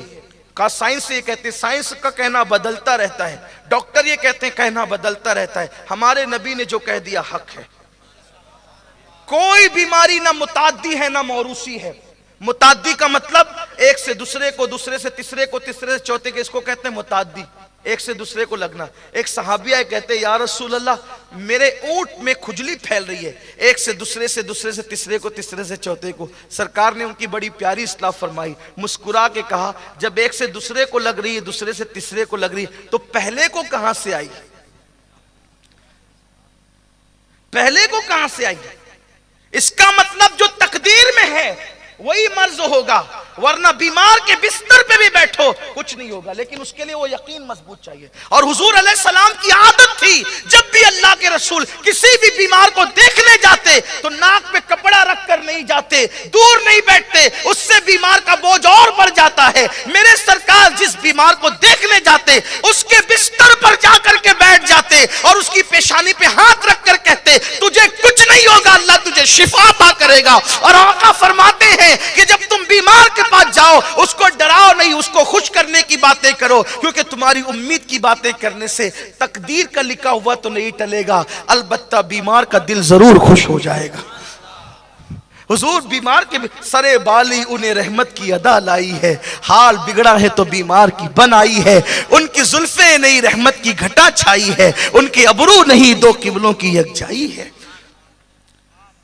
تو بیماری تقدیر میں ہو تو لگتی. کچھ لوگ کہتے ہیں میری امی کو شوگر تھی نا تو مجھے بھی ہوگی, اس لیے میں جلدی جلدی میٹھا کھا لے رہا ہوں کہ کھا نہیں سکوں گا. اگر بیماری موروثی ہوتی, وراثت میں ملتی, تو ایک ماں کے 4 بیٹے پھر ایک ہی کو کیوں, چاروں کو کیوں نہیں. تو وراثت میں بھی بیماری نہیں ملتی. اگر وراثت میں ملتی تو پھر ان کو کہاں سے آتی ہے جن کے پورے خاندان میں کوئی بیماری نہیں. اس لیے کچھ لوگ جو ہے وہ ایسی لڑکیوں سے نکاح نہیں کرتے جن کے خاندان میں کسی کو برس ہوتا ہے, کہا کہ وہ اس کے دادا کو تھا نا اس کو بھی ہوگا. یہ سب نہیں ہے, یہ تہمات پرستی ہے. اور یاد رکھنا اگر آپ کے گھر میں کوئی ایسی بیٹی ہوتی تو آپ کیا کر لیتے. بیماری سے نفرت مت کرو. اور بیماری جو ہے وہ اللہ کی وہ نعمت ہے جو انسان کے گناہوں کا خاتمہ کر دیتی. صرف بخار کا حال یہ ہے کہ بخار آ کر جاتا ہے تو گناہوں سے ایسے پاک کر کے جاتا ہے جیسے ابھی ماں کے پیٹ سے پیدا ہو. ایک بزرگ کے سر میں درد ہوا، رات بھر شکرانے میں نفل کی نماز پڑھی، نفل نماز ادا کی کہ اللہ تو نے مجھے وہ بیماری دی جو اپنے محبوب کو عطا کی تھی. ڈرو مت بیماری سے، جو قسمت میں ہوگا ہو کے رہے گا. اور یاد رکھنا جب موت لکھی ہے آئے گی، کسی بہانے آئے گی، اور موت نہیں لکھی ہے کچھ بھی ہو جائے موت نہیں آئے گی. تو ذرا ڈرا مت کرو. ڈرنے کی وجہ یہ ہے کہ ہمارے اعمال اچھے نہیں رہے، اعمال اچھے نہیں رہے اس لیے موت سے ڈر رہے ہو، ورنہ مومن کبھی موت سے نہیں ڈرتا. خدا کی عزت کی قسم، اس موت سے کیا ڈرنا جس موت کے پردے میں دیدار محبوب چھپا ہوا ہے. اسی لیے میرے امام نے کہا جان تو جاتے ہی جائے گی، قیامت یہ ہے اب یہاں مرنے پہ ٹھہرا ہے نظارہ تیرا. یا رسول اللہ، اب یہاں مرنے پہ ٹھہرا ہے. مومن کی موت دیدار یار کا سبب ہے. مت ڈرا کرو موت سے، موت سے نہیں ڈرنا. بات دور نکلتی جاتی ہے. میری ایک مجبوری ہے کہ میں جدھر سے جاتا ہوں سوچتا ہوں کہ سب کور کرتے چلیں، اس لیے کہ ہر تقریر کو زندگی کی آخری تقریر سمجھ کے کرتا ہوں. وجہ یہ ہے کہ پتہ نہیں زندگی رہے نہیں رہے، بچا کے کس کے لیے رکھنا ہے، سینے میں کیا لے جانا ہے. مٹی میں دفن ہونا ہے تو سب چلا جائے گا، اس لیے جو یاد آیا سب سنا دیا، اس لیے کہ کبھی یاد کر کے نہیں آیا. جو یاد آیا سب سنا دیا اس لیے کہ کبھی یاد کر کے نہیں آیا. تو اس لیے جو یاد آتا ہے وہ آپ کی خدمت میں پیش، اللہ قبول فرما لے. اور آپ ہی کے صدقے ہماری مغفرت ہوگی، ورنہ ہمارا کوئی عمل تو ایسا ہے ہی نہیں کہ ہماری مغفرت ہو. تو غریب نواز میں بابا جو کر چاہو کر لو، آپ جس مراد کو لے کے مراد پوری کر لو. اس نے کہا نہیں مہاراج، ہم تو آپ کا خطاب سننے آئے، پروچن سننے آئے تھے. اس وقت سنسکرت تھی لیکن اس کی ترجمانی کرتا ہوں. ہم تو پروچن سننے آئے تھے مہاراج، ہم تو ایسے ہی آ گئے تھے. تو غریب نواز نے مسکرا کے، تب بھی غصے میں نہیں آئے، مسکرا کر فرمایا بابا جو تقریر سننے آتا ہے وہ کمر میں خنجر باندھ کر تھوڑی آتا ہے، وہ کمر میں خنجر چھپا کر تھوڑی آتا ہے. فرمایا نہیں، ہندوستان والوں کی عادت ہے وہ کمر میں خنجر باندھتے ہیں. پھر مسکرا کر فرمایا اچھا ہند والوں کی عادت ہے کہ وہ خنجر کمر میں باندھتے ہیں، تو کیا یہ بھی عادت ہے کہ آنے سے پہلے بادشاہ سے ہماری موت پر آدھے ملک کا سودا کر کے آنا بھی کیا ہندوستان والوں کی عادت ہے؟ اتنا سننا تھا، ڈھیر ہو گیا کہ بادشاہ کے کمرے میں آدھے ہندوستان کی حکومت پر ان کی جان کا سودا تو میں نے کیا ہے. یہ کتنا مہان انسان ہے کہ یہ یانا ساگر کے کنارے بیٹھ کر بادشاہ کے محل کی گفتگو کو بھی جانتا ہے. جس قوم کے معین کا یہ حال ہے اس قوم کے محمد کی شان کا عالم کیا ہو. نعرہ تکبیر، نعرہ رسالت، فیضان غریب نواز، نعرہ تکبیر. وہ تو ڈھیر ہو گیا، اس نے خنجر رکھا، سرکار مجھ سے غلطی ہوئی، اتنے بڑے آدمی کو میں مارنے آ گیا، اب مجھے مار ڈالا جائے. غریب نواز کہتے ہیں ہندوستان میں ہمیں بدلہ لینے اور مارنے کے لیے نہیں بھیجا گیا، ہمیں تو زندگیاں دینے کے لیے بھیجا گیا. ہم مارنے کے لیے نہیں آئے ہیں، آئندہ ایسی غلطی نہیں کرنا. جا کہا اب کہاں جائیں، قدم پکڑ لیے. حضور اب کوئی کلمہ پڑھائیں جو کلمہ آپ پڑھتے ہیں. کلمہ پڑھایا، مسلمان ہو گیا وہ. پھر میرے غریب نواز نے، غریب نوازی جوش پر آئی، کہا مانگ کیا مانگتا ہے. مانگنے والا ہوشیار تھا، کہا 45 حج کرنا چاہتا ہوں. کتنے؟ 45 حج کرنا چاہتا ہوں. غریب نواز نے میں جا عطا کیا. میں سوچتا ہوں وہ تھا کتنا ہوشیار، ایک بات میں ایک منہ میں کتنی بڑی چیز مانگی. 45 حج کا مطلب کیا کہ 45 سال کی زندگی بھی مانگی. بھئی حج روز تھوڑی ہوتا ہے، سال میں ایک بار ہوتا ہے. اب حج 45 کرے گا مطلب 45 سال تک زندہ رہنا ضروری ہے. اور پھر فرمایا جب 45ویں حج کو جاؤں تو پھر واپس نہیں آؤں، میرا انتقال مکہ المکرمہ میں ہو جائے. فرمایا جا وہ بھی عطا کر دیا. یہ غریب نواز تھے. تو بات چل رہی تھی سادی دیو کی. سادی دیو کے پاس اجمیر والے پہنچے. ہم لوگ اجمیر شریف کہتے ہیں اور اجمیر شریف ہی کہنا چاہیے، اس لیے کہ ہمارے امام نے فرمایا کہ اگر کوئی اجمیر اجمیر کہے غریب نواز کی کہ بغض میں کہے اجمیر اجمیر، تو وہ بد مذہب بد دین ہے، اور اگر غفلت کی وجہ سے اجمیر اجمیر کہے سنی، وہ بھی محروم ہے۔ اس لیے شریف کہا کرے، اجمیر شریف کہا کرے۔ لیکن تقریر کے زور میں جو ہے وہ جلدی جلدی میں الفاظ نکلتے ہیں، مگر آپ اس کا دھیان نہ کریں، اجمیر شریف کہیں گفتگو میں ہمیشہ۔ تو اجمیر شریف کے لوگ گئے، سعدی دیو نے کہا دیکھ کیا ہو رہا ہے، سب اجمیر کی زمین اتھل پتل ہو رہی ہے، اور لوگ جو ہے وہ تیزی کے ساتھ اس فقیر کے ساتھ جا رہے ہیں، اس کے پاس جا رہے ہیں، تو ہماری مدد نہیں کرتا، ہم نے تو ہمیشہ سے تیری عبادت کی ہے، تیری عبادت کی ہے، ہمیں تیرے آگے ہاتھ جوڑے ہیں، چل ہماری مدد کر۔ اس کو خوب ابھارا، وہ چلنے کے لیے تیار ہوا۔ غریب نواز کے غلام کچھ مرید آئے، کہا سرکار وہ بڑا خطرناک ہے سعدی دیو، فرمایا آنے دو آنے دو۔ وہ آ کے کھڑا ہوا، قد آدم سے اس کا قد بہت اونچا تھا۔ اس نے کہا اے فقیر نکلتا یا میں تجھے مسل دوں۔ غریب نواز کا یقین بول پڑا، فرمایا سعدی دیو سن، زندگی اور موت کا مالک صرف میرا اللہ ہے، اگر میرے اللہ نے میری موت لکھی ہے تو تم مجھے چوٹی سے بھی آسانی سے مسل سکتا ہے، اور اللہ نے میری موت نہیں لکھی ہے تو تجھ جیسے لوگ میرا کچھ نہیں بگاڑ سکتے۔ اور فرمایا سعدی دیو میں تجھے دعوت دیتا ہوں تو مسلمان ہو جا، اگر تو مسلمان ہوگا اللہ تیری مراد بھی پوری کرے گا۔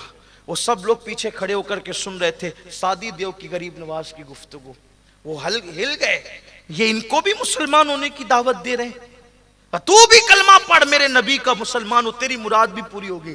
اب چونکہ سعدی دیو کے پیچھے سب اس کے متوالے اور اس کی عبادت کرنے والے اس کے گویا کے بندے کھڑے ہوئے تھے، تو اس کو تھوڑی سی بے عزتی لگی کہ یہ مجھے بھی کہہ رہے تیری مراد، میں سب کی مراد پوری کرنے کا دعویٰ کرتا ہوں، یہ کہتے تیری مراد پوری ہوگی۔ تو اس نے عذرائے تکبر کہا کہ میری کیا مراد ہو سکتی ہے فقیر۔ غریب نواز نے فرمایا سچ بول، تو دن بھر کھڑا رہتا ہے انا ساگر کے کنارے، اور جب رات ہوتی ہے وہ فلاں جنگل میں ایک پتھر کی خوبصورت مورتی ہے، تجھے اس سے پیار ہو گیا ہے، بول صحیح ہے کہ نہیں؟ تو رات بھر اس کا ہاتھ پکڑ کے منایا کرتا ہے، او مجھ سے بات تو کر، مجھ سے بات تو کر، مجھ سے بات تو کر، مگر وہ پتھر کی مورتی ہے تجھ سے بات نہیں کرتی، تیری مراد یہ پوری ہوگی اگر تو کلمہ پڑھے گا۔ اس نے کہا میری مراد جنگل میں بیٹھ کر جو میں منتیں کرتا ہوں مورتی کے سامنے، یہ میری مراد بھی جانتا ہے اور کہتا ہے مراد پوری ہوگی۔ اب ظاہر سی بات ہے عشق کیا نہ کروائے۔ اس نے کہا اگر واقعی ایسا ہے تو مجھے کلمہ پڑھائیے۔ غریب نواز نے سعدی دیو کو کلمہ پڑھایا، اس نے پڑھا لا الہ الا اللہ محمد الرسول اللہ، اور جب کلمہ پڑھا تو کہا کہ اب مراد پوری کریں۔ فرمایا جا اس مورتی کا جس کا ہاتھ پکڑ کے رات رات بھر منتیں کرتا تھا، مجھ سے بات تو کر، مجھ سے بات تو کر، اب اس کا ہاتھ پکڑ کر کہنا چل تجھے معین الدین بلاتے ہیں،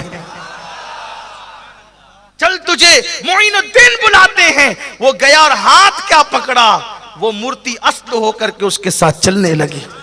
اس نے کہا مہاراج آج تو میں خوش ہو گیا، اس نے کہا آج تو میرے دل کی کلی مسکرائی، میں خوش ہو گیا۔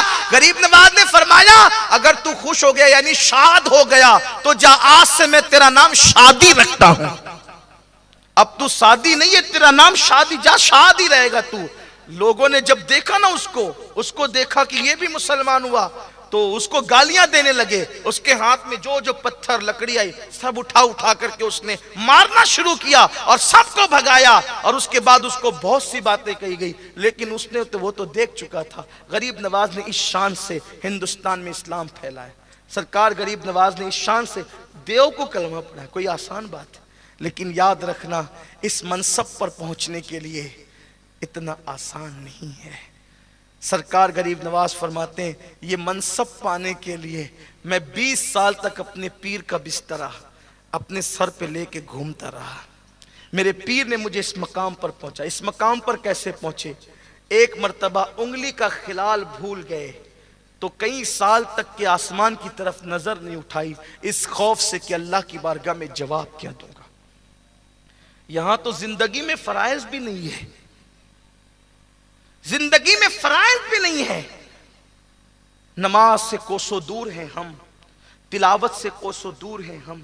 غریب نواز کا شوق تلاوت یہ تھا کہ سرکار قطب الدین بختیار کاکی فرماتے ہیں ایک دن میں مکمل ایک قرآن شریف ختم فرماتے تھے، ایک دن میں روزانہ قرآن مقدس ختم کرتے تھے، اور یہ آپ کی کرامت تھی، اتنے سارے کام کر کے قرآن ختم کر لیتے تھے۔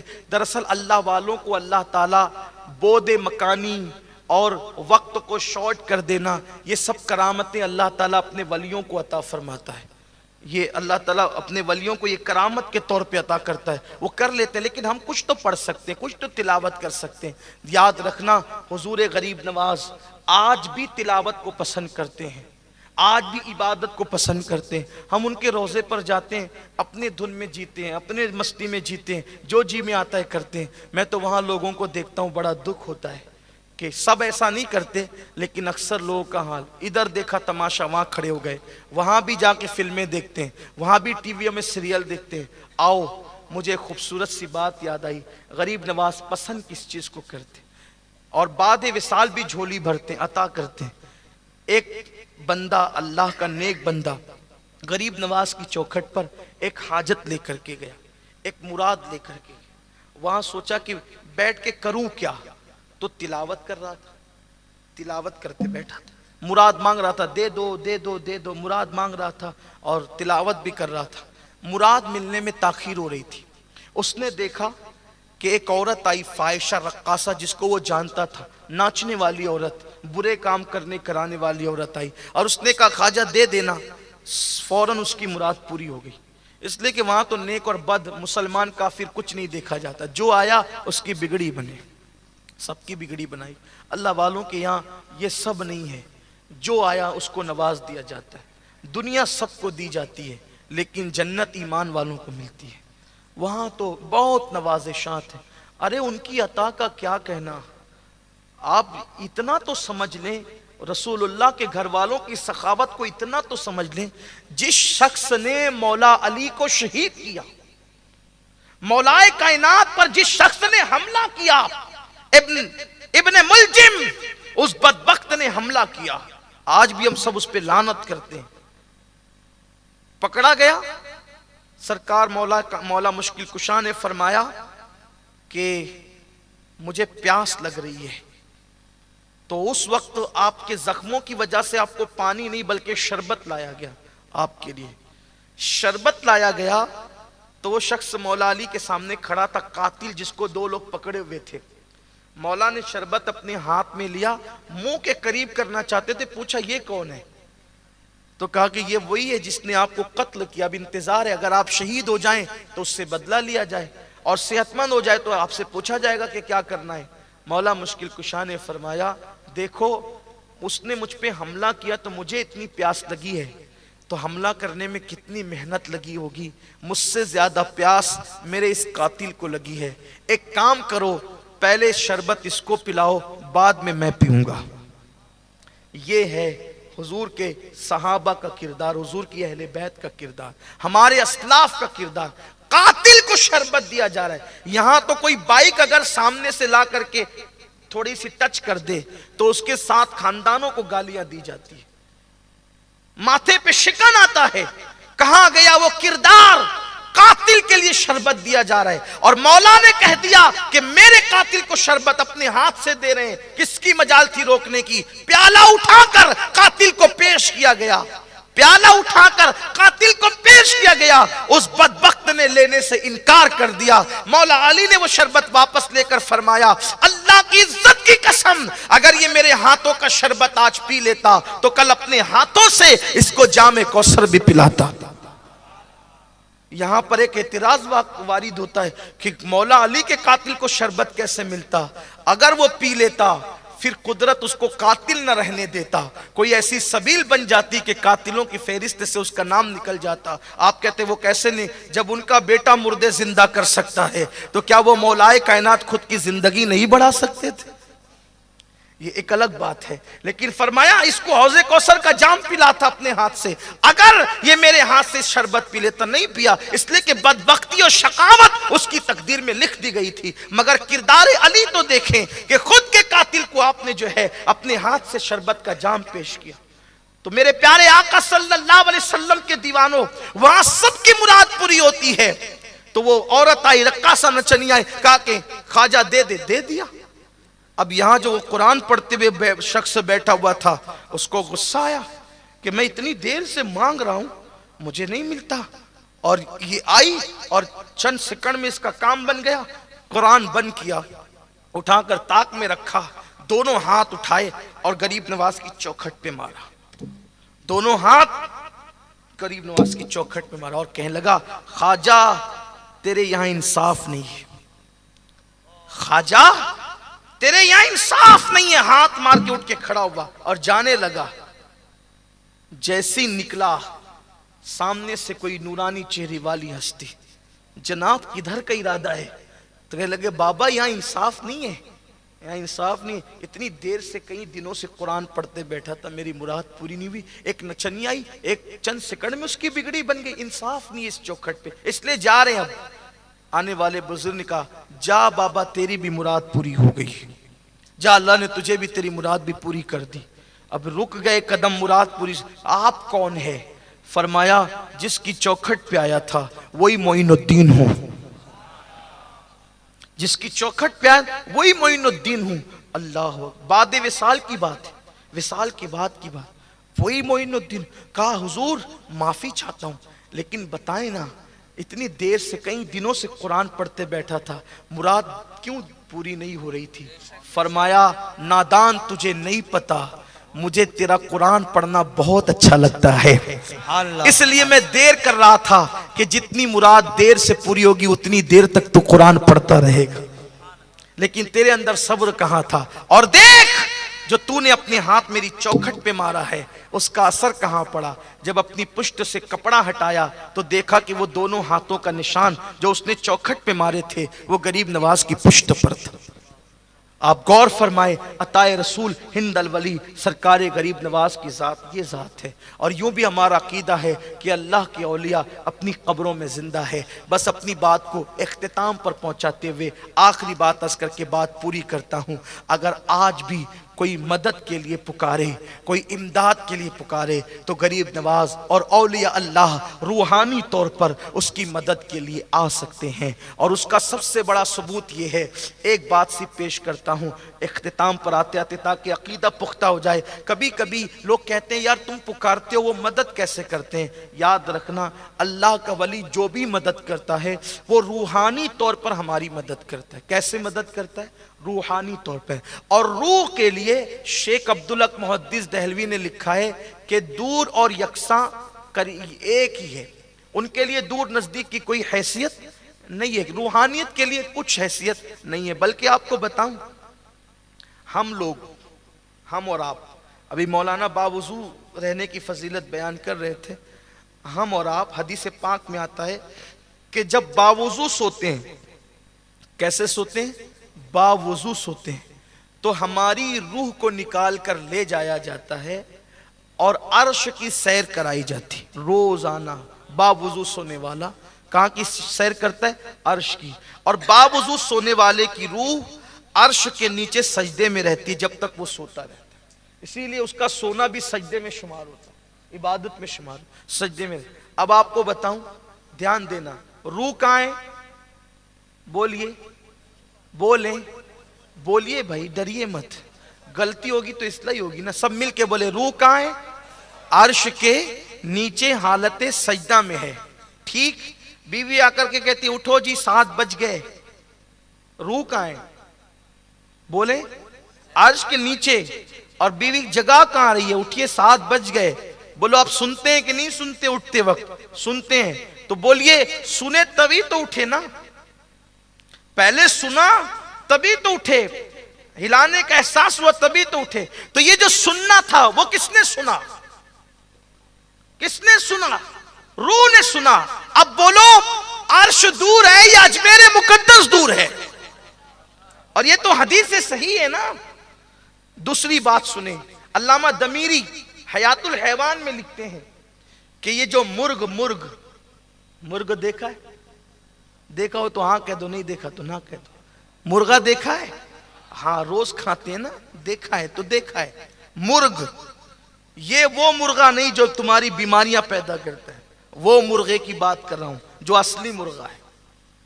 وہ تو دیکھا ہی ہوگا، کبھی کبھار دکھ جاتا ہے قسمت سے، اب کم نظر آتے ہیں۔ مرغ، یہ مرغ جو ہے مخصوص موقع پر بانگ دیتا ہے، بانگ دیتا ہے۔ کیا بولتا ہے وہ؟ ککڑوک کو بولتا ہے نا، ایسے ہی لوگ سمجھتے ہیں، لیکن حدیث پاک میں آتا ہے وہ ککڑوک کو نہیں بولتا ہے، وہ قرآن کی آیت پڑھتا ہے۔ علامہ دمیری حدیث میں لکھتے ہیں آیت وہ یہ پڑھتا ہے، وہ کہتا ہے آیت کریمہ یوں پڑھتے ہوئے وہ کہتا ہے قوموا للہ قانتین۔ کیا کہتا ہے وہ؟ قوموا للہ قانتین، قوموا للہ۔ اب آپ سمجھے، دیکھیے اس کی بانگ ابھی آپ کے سمجھ میں آئے گی۔ قوموا للہ قانتین، قوموا للہ قانتین، قوموا للہ قانتین۔ کیا مطلب؟ اٹھو ادب کے ساتھ اللہ کی عبادت کے لیے کھڑے ہو جاؤ، اٹھو اللہ کی عبادت کے لیے ادب کے ساتھ کھڑے ہو جاؤ، اٹھو اللہ کی عبادت کے لیے ادب کے ساتھ کھڑے ہو جاؤ۔ تو وہ کہتا ہے نا قوموا للہ قانتین، تو ہم کو لگتا ہے کہ وہ ککڑو کو کر رہا ہے، ککڑو کو نہیں کہتا، وہ آیت پڑھتا ہے قوموا للہ قانتین۔ اسی لیے اللہ کے رسول نے فرمایا صلی اللہ علیہ وآلہ وسلم جب مرغے کی بانگ کی آواز سنو تو اس وقت تو دعا کیا کرو، کیونکہ اس کی آواز سن کر جو دعا کی جاتی ہے اللہ ان ساری دعاؤں کو فوراً قبول فرما لیتا ہے۔ مرغ کی بانگ سن کر کے جو دعا کی جائے اس کی اس وقت کی دعا قبول ہوتی ہے۔ تو قوموا للہ قانتین وہ کیوں کہتا ہے؟ وہ مرغا کیوں کہتا ہے؟ وہ مرغا جو کچرے پہ چل رہا ہے، وہ مرغا جو گلیوں میں دانا چگ رہا ہے، وہ مرغا جو 1500 میں مل جاتا ہے، وہ قوموا للہ قانتین کیوں کہتا ہے؟ اور بڑی بات یہ وہ کہتا ہے تو اس وقت اس کی آواز جو نکلتی ہے اس وقت مومنوں کی دعا قبول ہوتی ہے۔ وجہ کیا ہے؟ اللہ کے السلام کی حدیث پاک ہے عرش کے نیچے، عرش کے نیچے ایک فرشتہ ہے، فرشتہ، اس کی شکل مرغے جیسی ہے۔ عرش کے نیچے ایک فرشتہ ہے، اس کی شکل مرغے جیسی ہے، اور یہ عرش کہاں ہے؟ 7ویں آسمان کے بھی اوپر ہے، تو اس کی شکل مرغے جیسی ہے۔ تو جب عبادت کا وقت ہوتا ہے تو وہ فرشتہ جو عرش کے نیچے ہے اور اس کی شکل مرغے جیسی ہے تو وہ فرشتہ کہتا ہے قوموا للہ قانتین، قوموا للہ قانتین۔ تو عرش کے نیچے وہ فرشتہ قوموا للہ قانتین کی آواز لگاتا ہے، تو اس کی آواز کو زمین پہ چلنے والے ہمارے یہ مرغے لوگ سن کر اس کی آواز میں آواز ملا کر کہتے ہیں قوموا للہ قانتین، قوموا للہ قانتین۔ نادان، تو نے توحید کو کیا سمجھا؟ اگر میرا اللہ کسی کو سنانا چاہے تو وہ مرغا جس کے کان بھی صحیح سے نظر نہیں آتے، جب وہ عرش کے نیچے بولنے والے فرشتے کی آواز کو گلی میں چلنے والا مرغا سن لیتا ہے، اگر اللہ اس کو سنانا چاہے، جب مرغے کو قدرت اتنا سنا سکتی ہے تو اپنے ولیوں کو کتنا سنا سکتی ہے؟ ان کے کانوں کی پاور کا، طاقت کا عالم کیا ہوگا؟ لوگوں نے اللہ کی طاقت کو سمجھا کیا ہے، لوگوں نے اللہ کی قدرت کو سمجھا کیا؟ مرغے کے بارے میں مان لیا کہ وہ عرش کے نیچے والے فرشتے کی آواز کو سن لیا، اور ولی کے لیے کہتا ہے کہ یہ کیا سنتے؟ ارے مرغے کے برابر بھی ولی کو نہیں مانا تو نے، ظالم ہو۔ تو عرض یہ کر رہا تھا کہ اللہ کے ولی کی طاقت بڑی ہے، اللہ کے، کیونکہ اس پہ اللہ کا رنگ چڑھا ہے۔ قرآن کہتا ہے صبغۃ اللہ ومن احسن من اللہ صبغہ، اللہ کے رنگ میں رنگ جاؤ، اللہ کے رنگ سے بہتر کس کا رنگ ہے؟ تو اللہ کے رنگ میں ولی رنگتا ہے تبھی تو ولی بنتا ہے۔ اللہ فرماتا ہے اس کے کان بن جاتا ہوں، اس کی آنکھ بن جاتا ہوں، اس کی زبان بن جاتا ہوں، اس کے ہاتھ بن جاتا ہوں، اس کے پیر بن جاتا ہوں۔ جیسے لوہا بھٹی میں ڈالنے کے بعد لوہا لوہا ہی رہتا ہے مگر آگ کا رنگ لوہے پہ چڑھ جاتا ہے، ایسے قدرت کا رنگ بندے پہ چڑھ جاتا ہے، بندہ بندہ ہی رہتا ہے، اللہ اللہ ہی رہتا ہے۔ تو جو آخری بات عرض کرنے چلا تھا وہ یہ ہے کہ غریب نواز کے خلیفہ اور مرید حضرت بابا قطب الدین بختیار کاکی، آپ کو دلی بھیجا ہے غریب نواز نے۔ دلی اس لیے بھیجا تھا کہ دلی آپ سنبھالیں۔ حضرت حمید الدین ناگوری کو، صوفی حمید الدین ناگوری کو ناگور شریف بھیجا، کیا تبلیغ کی ان لوگوں نے. ناگور والوں کو گوشت ناپسند تھا، وہ گوشت سے نفرت کرتے تھے. حضرت صوفی صاحب نے کہا کہ ٹھیک ہے، اگر تمہیں گوشت ناپسند ہے تو میں بھی گوشت کھانا چھوڑ دوں گا، مگر تم ہمارے مذہب کے قریب آؤ. زندگی میں کبھی گوشت نہیں کھایا صوفی صاحب نے، کوئی ناجائز و حرام نہ تھا، لیکن لوگوں کو دین سے قریب کرنے کے لیے کتنی محنتیں کی. صوفی صاحب کی زندگی بہت تنگ دستی میں بظاہر گزری ہے. آپ کی بیوی کے پاس دوپٹہ اتنا پھٹ گیا تھا کہ اوڑھنے کے قابل نہیں تھا، اور دوسرا دوپٹہ نہیں تھا، تو درخت کے سائے میں بیوی کو بٹھاتے تھے تاکہ بے پردگی نہ ہو جائے. کئی درخت کے جھنڈ میں بٹھاتے تھے کہ کوئی دیکھ نہ سکے. اس طرح کی زندگی گزری. مرتبے یہ تھے، پہننے کے لیے کپڑے نہیں تھے پورے، اور مرتبے یہ تھے کہ جب اللہ اکبر کہتے تھے تو پیچھے والوں کو کعبہ نظر آتا تھا. صوفی امید الدین صاحب کی زندگی یہ تھی. غریب نواز نے بڑا سنوارا تھا. کسی کو چتوڑ بھیجا صرف اس لیے کہ وہاں جا کر کے پانی پلاؤ. ہمارے مدرسے میں جب بچے فارغ ہوتے تو ہم امامت پہ لگاتے ہیں، مدرسے میں لگاتے ہیں. غریب نواز کے ہاں جب کوئی فارغ ہوتا تھا تو کہتے تھے کہ جاؤ فلاں کنویں پر لڑکیاں اور بچے پانی بھرتے ہیں، بیچارے تھک جاتے ہیں، تم پانی بھر بھر کے دیا کرو، اس سے بدلے میں کچھ مت لینا. وہ غریب نواز کے مدرسے کے فارغ، مدرسہ تو کیا تھا، خود درخت کے نیچے بیٹھتے تھے، وہیں لوگوں کو پڑھایا اور وہی پڑھے. ان کے بال داڑھی کے سفید ہونے لگے. چتوڑ والے نے جھوٹے منہ بھی کبھی نہیں پوچھا کہ کون ہو، کہاں سے ہے. ایک دن آخر کار بات نکلی کہ یار وہ جوان آئے تھے، بوڑھے ہو گئے، ہمیں پانی بھر بھر کے دیتے، کبھی کچھ لیتے بھی نہیں. ہم نے کبھی پوچھا بھی نہیں کہ کون ہے، انہوں نے بھی نہیں بتایا کہ کون ہے. چلو پوچھتے ہیں. آئے تو پوچھا کہ بھی آپ کون ہیں، تو کہا کہ میں غریب نواز کا غلام ہوں. کہا یہاں کیوں آئے ہو، کہا تمہاری مدد کے لیے پانی بھرنے. تم کیوں آئے ہو، تو کہا کہ یہ اوپر چڑھ کے لوگ آتے ہیں، تھک جاتے چڑھتے چڑھتے، پھر پانی نکالتے ہیں ڈول سے تو اور تھکن ہوتی ہے، تمہاری مدد کے لیے. تمہیں معلوم نہیں کہ ہم مسلمان لوگ نہیں ہیں. کہا تم مسلمان نہیں ہو مگر انسان تو ہو نا، ہمارا مذہب انسان کی خدمت سکھاتا ہے. کہا اگر یہی مذہب اسلام ہے تو ہم سب کو پھر اسلام قبول کرنا. برسوں کی تقریر پر پانی بھرنا بھاری آ گیا. یہ اس طرح تبلیغ ہوئی. اس طرح بزرگوں نے ہماری تبلیغ، اس طرح بہت سے واقعات ہیں. صوفی صاحب کو دیکھیں، بابا فخر الدین کو دیکھیں، حضرت فخر پاک سیدنا فخر الدین رضی اللہ تعالیٰ جو غریب نواز کے صاحبزادے ہیں، کھیتی باڑی کرتے رہے. سرواز شریف کے اندر ایک گائے مر گئی تھی کسان کی، تو کسان روتے ہوئے آیا، فرمایا کہ بابا میری گائے مر گئی ہے. فرمایا مری کیسے، اس سے کہو اٹھ کے کھڑی کیوں نہیں ہوتی.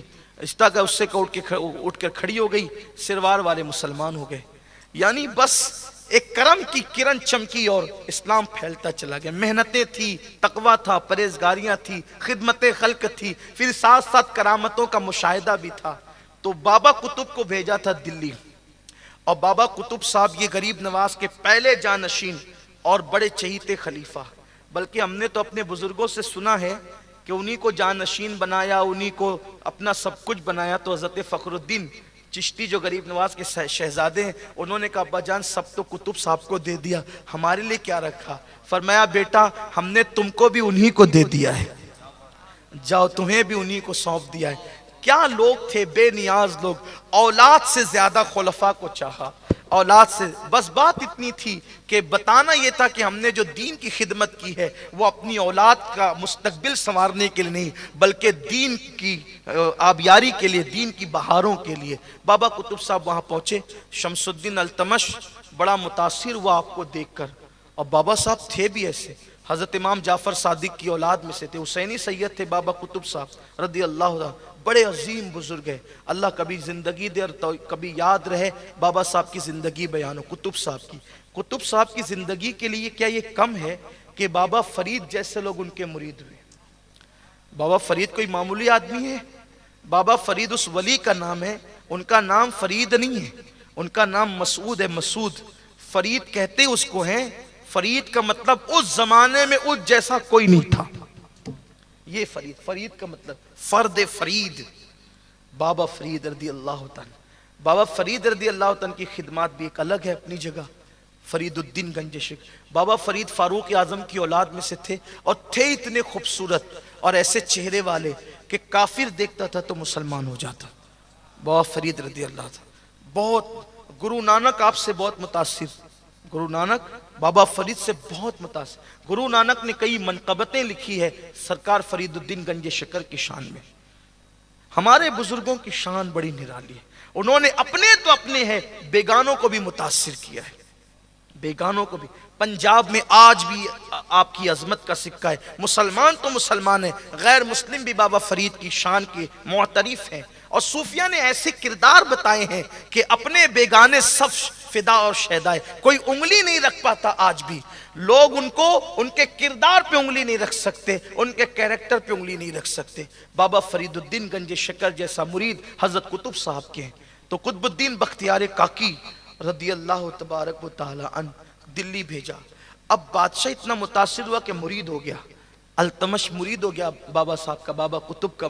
बाबा कुतुबुद्दीन रोजाना का मामूल था कि सोने से पहले 3000 मरतबा हुजूर पे दुरूद शरीफ पढ़ते थे। 3000 मरतबा दुरूद शरीफ पढ़ने के बाद ही बिस्तर पर जाते थे। 3000 बार दुरूद शरीफ किसको कहते हैं? मामूलात में था वो, तिलावत फिर अलग, दूसरी मामलात अलग। एक मरतबा घर में फाका था और किसी ने बता दिया कि घर में फाका है, तो आप उससे नाराज हो गए थे कि तूने अल्लाह की शिकायत कैसे कर दी। ये फाके से रखना अल्लाह की मर्जी और तूने अल्लाह की शिकायत क्यों की कि हम फाके से। ये जिंदगी थी, बड़ी शान वाली जिंदगी। तो अल्तमश मुरीद हो गया था। तो पहले से जो अल्तमश के इर्द गिर्द अहले इल्म थे, हजरत कुतुबुद्दीन बख्तियार काकी के आने के बाद उनको हसद हो गया। जो पहले से थे, जिनका सिक्का चल रहा था, वो हसद में मुब्तला हो गए। तो वो सोचते थे कि कहीं ना कहीं हम इनको नीचा दिखाएं, यहां से भगाएं, कुछ भी करें। लेकिन हसद की आग ऐसी, हसद नेकियों को ऐसे खा जाता है जैसे आग लकड़ी को खा जाती है। अल्लाह से हमेशा दुआ करना, अल्लाह कभी हसद न दे। दुनिया की आग चाहे जला दे, वो नुकसान उतना बड़ा नहीं है जो हसद की आग जलाती है। ये हसद ही की आग थी जिसने मुअल्लिमुल मलाइका को शैतान बनाया। ये हसद ही की आग थी जिसने नबी के बेटे को अपने भाई का कातिल बनाया। अल्लाह कभी किसी को हसद न दे। और अपने दिल को हसद से पाक रखना जिम्मेदारी से कहता हूं। जिस मुसलमान का दिल हसद से पाक हो गया, अल्लाह उसको मकाम विलायत अता कर देता। लेकिन हसद से आजाद होना बहुत आसान नहीं है। अल्लाह की बारगाह में दुआ करो, अल्लाह दिलों को साफ रखे।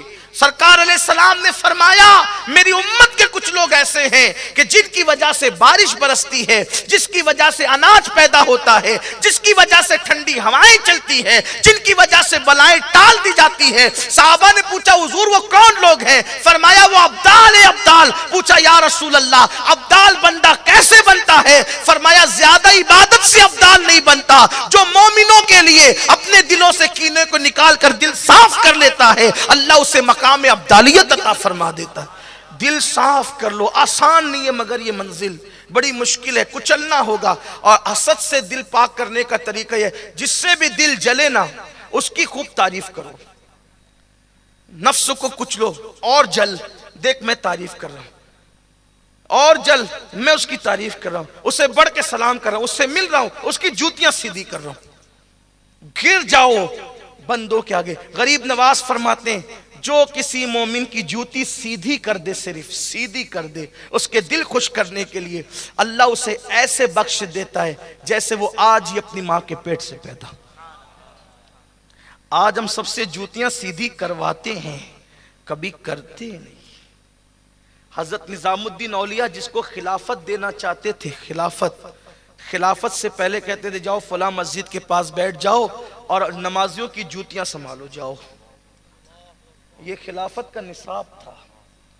यहां तो अल्लाह, छोटे मुंह से क्या बड़ी बात कहें हैं? कुछ कहेंगे तो शिकायत होगी। ये दस्तूर ज़बाबंदी है। कैसा तेरी महफिल में, यहां तो बात करने को तरसती है ज़बां मेरी। अब तो जुब्बों की और कपड़ों की चमक दमक खिलाफत का सबब है। अब तो दौलत की रेल पेल खिलाफत का सबब है। अब तो तकरीर की लफ्ज़ियाँ खिलाफत का सबब है, इल्ला माशाअल्लाह। लेकिन आज भी अहले सुन्नत की बहुत सारी खानकाहें बेफज़्ल ही ताला अपने बुजुर्गों के नक्शे कदम पर है और हम उनको सलाम पेश करते हैं। लेकिन अल्लाह रहम फरमाए, चंद चमचों को जो है वो आप तोहफे ताहिफ दे दीजिए और बड़ी से बड़ी खिलाफत हासिल करें। फिर वो बड़ी खिलाफत कहाँ रह गई जो बतौर रिश्वत मिलती है? बतौर रिश्वत मिलती है। दो चार करामतें गढ़ कर बयान कर दीजिए, फिर बदले में खिलाफत वसूल कर लीजिए। इन्ना लिल्लाहि व इन्ना इलैहि राजिऊन। क्या फैज होगा और क्या फायदे होंगे। कभी कभी लोग फकीर से इसलिए नाराज होते हैं कि ये अपनी औकात से बहुत बड़ी बात कह जाता है। वल्लाह मुझे किसी से कोई बात नहीं, सिर्फ इतना है कि मेरी कौम आगाह हो जाए। जो मंडी लगी है ना मंडी, मैंने बेशुमार ऐसे खुलफा को देखा है कि जो यार जाहिल भी सही नहीं कह पाते, कहते वो तो जाहिल है, ये हाल है। ऐसे लोग जो जाहिल का तलफ्फुज भी सही नहीं, वो जाहिल कहते, उनको भी खिलाफत मिली है और खलीफा अजल लिखे जाते हैं, खलीफा राशिद लिखे जाते हैं। ऐसे लोग, ये हालत है, ये हालत है। हजरत निजामुद्दीन औलिया की बारगाह में किसी ने कहा कि ये अमीर खुर्द को आप खिलाफत क्यों नहीं देते। साहिब सियरुल औलिया का जिक्र कर रहा हूं, इनको खिलाफत का, उसको बोलो पहले आलिम बने, पहले इल्म हासिल करे, उसके बाद फिर इल्म हासिल हो गया तो कहा जाओ मस्जिदों के अंदर नमाजी जो ढेला लेते इस्तिंजा के वक्त, उसको धो के सुखाया करो ताकि नफ्स कुछ ले, जूतियां सीधी करा करो ताकि नफ्स कुछ ले। इसलिए कि जिसके अंदर नफ्स होगा वो खुद तो खुदा तक पहुंच ही नहीं सकता, वो पहुंचा जा सकता है। पीर वो होता है इधर हाथ पकड़ा उधर खुदा से मिला दिया, पीर इसे कहते हैं। गरीब नवाज ने खुद फरमाया, जब मैं उस्मान हारूनी की चौखट पर गया तो 2 रकात मुझसे पढ़ने के लिए कहा कलमा पढ़ो, सूरह इखलास पढ़ो, ये करो ये करो ये करो, और उसके बाद कहा बाबा मोइन मेरी 2 उंगलियों के दरमियान देखो। जब मैंने देखा तो पूछा क्या देख रहे हो, तो मैंने कहा 18,000 आलम में 2 उंगलियों के दरमियान देखा। दिखाने वाले उस्मान हारूनी थे, देखने वाले गरीब नवाज। मैं सोचता हूं जब उस्मान हारूनी 2 उंगलियों के दरमियान गरीब नवाज को इतना दिखाया तो सिद्दीक अकबर को मुस्तफा जाने रहमत ने कितना दिखाया। सिद्दीक अकबर को मुस्तफा, इसलिए कि दाता साहब ने लिखा कश्फुल महजूब में कि मुस्तफा जाने रहमत जैसा पीर नहीं है और अबू बकर सिद्दीक जैसा मुरीद नहीं है, तो अल्लाह अल्लाह जब उस जैसा पीर नहीं, उस्मान हारूनी जो 12वें नंबर पर नसब में रसूलुल्लाह की औलाद में होते हैं, जब वो उस्मान हारूनी ने इतना दिखाया मोइनुद्दीन गरीब नवाज को, तो सिद्दीक अकबर को मुस्तफा जाने रहमत ने कितना दिखाया। देखने वाले सिद्दीक है कितना दिखाया होगा, क्या मर्तबे अता किए होंगे। इसलिए क्या मर्तबा सिद्दीक के अकबर का है कि जब अल्लाह ताला ने उदन मिन्नी कहा मेराज में, तो वो भी सिद्दीक की आवाज में कहा। सरकार उस तरफ पड़े कि मेरा यार इधर कहाँ है, यार गार इधर का। अल्लाह अकबर। यार गार तो वो बाद में बने, यार मजार तो बाद, लेकिन मोहब्बतों का जो मिजाज था, तो बाबा कुतुब से लोग हसद करने लगे हजरत कुतुबुद्दीन बख्तियार काकी, और सोचा इसको दिल्ली से कैसे भी भगाओ। जो जो जाल फेंकते, कहते हैं ना गड़ा खोदने वाला पहले गड़े में जाता है, हमेशा फंसते फंसते फंसते। एक दिन उन्होंने आखिरी गोया के जाल फेंका, आखिरी पांसा फेंका, वो ये जो इंतहाई घिनौना है कि वो दिल्ली की एक फाहिशा औरत के पास गए और जाने के बाद कहा कि देख, जब कल ये असर के बाद रोज के मामूल के मुताबिक अपने पीर के साथ अल्तमश बादशाह दरिया की तरफ जा रहा होगा, तो तू रास्ते पे खड़ी हो जाना और कहना कि कुतुबुद्दीन ने मेरे साथ जिना किया माज़अल्लाह, और उसका बच्चा मेरे पेट में है। फिर देखना कैसा जलील होगा और जैसे कैसे भगाया जाएगा, फिर वही हमारी हुकूमत होगी, बादशाह के इर्द गिर्द हम ही मंजूर नजर रहेंगे। कहते हैं जिसे अल्लाह बसाए उसे कौन निकाल सकता है, जिसे खुदा आबाद करे उसे कौन बर्बाद कर सकता है। अल्लाह अकबर। बस उन्होंने उस औरत को फुसलाया, लेकिन वो औरत थी, फाहिशा थी। कहने लगी इतने बड़े वली पे मैं ये इल्जाम कैसे लगाऊं। उसको शऊर था, कहने लगी देख अगर तूने ये किया ना, मुंह मांगा इनाम देंगे, मुंह मांगा इनाम। अब वो तो थी रक्कासा, फाहिशा, फिसल गई। दूसरा दिन आया, पूरा प्लान तैयार कि जब बादशाह जा रहा होगा तो सब लोग दो कतार लगा के खड़े ही रहते हैं और भीड़ होती ही है। जब वो मंजर होगा कि बाबा कुतुब पे ये इल्जाम लगेगा तो हम हंगामा कर देंगे, पकड़ो मारो शोर करेंगे खूब, फिर देखना कैसे जलील होंगे।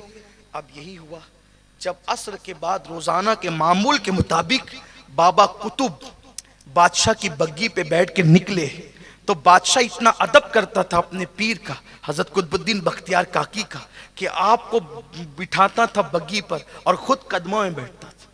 اتنا ادب تھا اس کے پاس، بہت مؤدب گزرا ہے وہ بادشاہ التمش، بڑا ادب تھا، ادب ہی نے اس کو بادشاہ بنایا، یہ ایک الگ عنوان ہے۔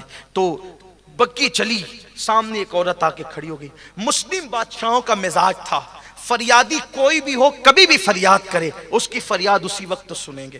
یہ تو آج کل کا ماحول بنا ہے کہ کارپوریٹر بھی آج کسی سے نہیں ملتا، یہ ایک الگ بات ہے، لیکن ہمارے بادشاہوں کا مزاج تھا کہ وہ دلی میں جامع مسجد کی زینے پہ بیٹھ جاتے تھے جمعہ کی نماز کے بعد، کہو کس کو کیا تکلیف ہے، فریاد سناؤ۔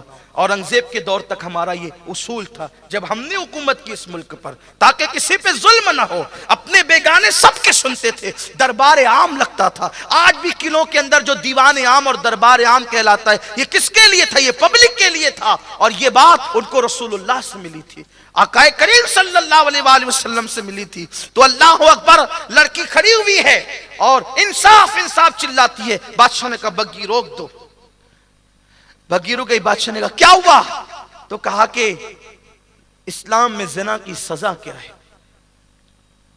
زنا کا نام سن کر بادشاہ کانپ گیا، کیونکہ اتنا نیک تھا کہ کبھی 4 عورتوں کے سوا 5ویں عورت پر نظر بھی نہیں ڈالی تھی، ماں بہن بیٹی اور بیوی کے سوا کسی کو دیکھا بھی نہیں تھا، نامحرم عورت پر کبھی قصدن نظر نہیں ڈالی تھی، اتنا نیک تھا۔ بادشاہ بھی ہل گیا زنا کا نام سن کر کے، کانپ گیا۔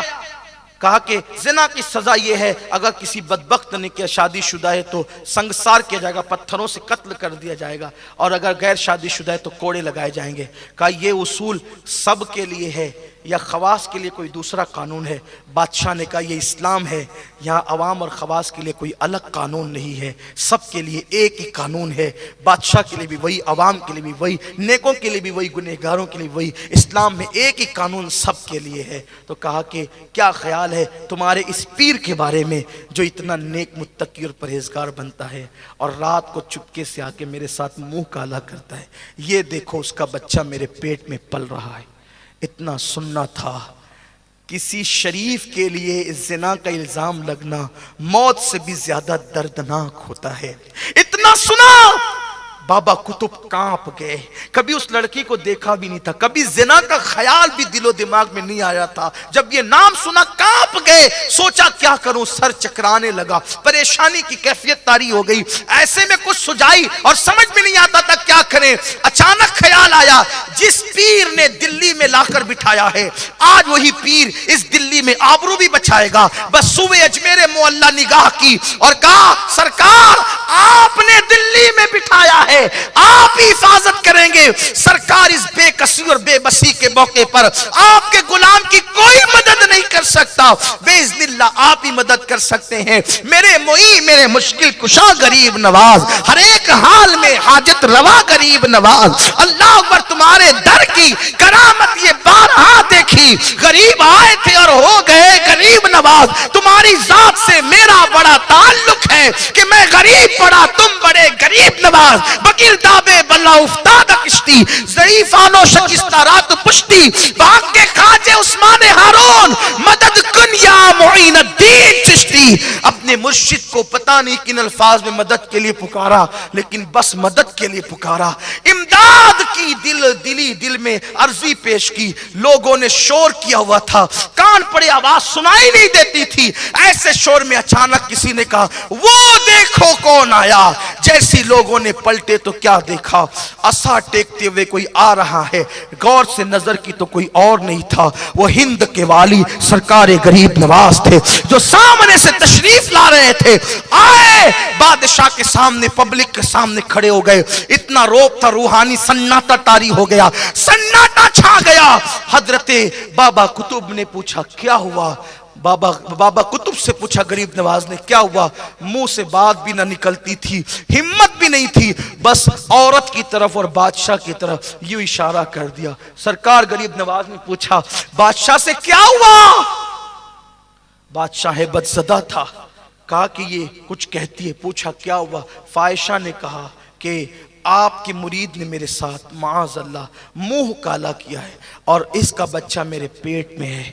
غریب نواز نے عصا اس کے پیٹ پہ رکھا اور فرمایا بچے تو ہی بتا، تو کس کا بیٹا ہے، تو کس کا بچہ ہے؟ تاریخ ہند گواہ ہے، پیٹ سے بچہ بول پڑا سرکار آپ کا مرید تو اللہ کا ولی ہے، میری ماں کو فلاں نے منہ مانگی رقم دے کر کے الزام لگانے پہ اکسایا ہے، ورنہ آپ کا مرید تو اللہ کا نیک بندہ ہے۔ بس اتنا سننا تھا، جو لوگ شور کر رہے تھے وہ بابا قطب کی عزت اور آبرو کے نعرے لگانے لگے، بادشاہ کی آنکھوں میں خون اتر آیا۔ بادشاہ نے کہا ان گستاخوں کو اب میں نپٹوں گا، انہوں نے اپنی حسد کی آگ بجھانے کے لیے میرے مرشد پہ الزام لگایا تھا، اور بابا قطب کی عزت اور بڑھ گئی۔ لیکن لوگوں نے کہا یہ مقدمہ حل کس نے کیا؟ تو کہا کہ غریب نواز آئے تھے، بچے سے کہلوا گئے، جب دیکھا تو ادھر نہ ادھر، پھر کوئی نظر نہیں آ رہا تھا، اور غریب نواز نے اپنے مرید کی اس طرح مدد کی، ادھر دل سے پکارا، ادھر میرے خواجہ تشریف لے آئے۔ آج بھی فیضان وہی ہے، جام وہی ہے، ساگر وہی ہے، میں خانہ وہی ہے، بس پینے والا میں خار قطب الدین کی طرح چاہیے۔ تو وہی کرم ہے، وہی ابر کرم ہے، وہی برسنا ہے، وہی عطا ہے، وہی سخا ہے۔ اللہ ہم سب کو فیضان غریب نواز سے مالا مال فرمائے۔ گفتگو کے درمیان اگر کوئی غلطی ہوئی، اللہ اپنے حبیب لبیب مصطفیٰ کریم رؤوف الرحیم صلی اللہ علیہ وآلہ وسلم کے صدقہ و طفیل معاف فرمائے۔ استغفر اللہ ربی من کل ذنب واتوب الیہ وما علینا الا البلاغ۔ السلام علیکم۔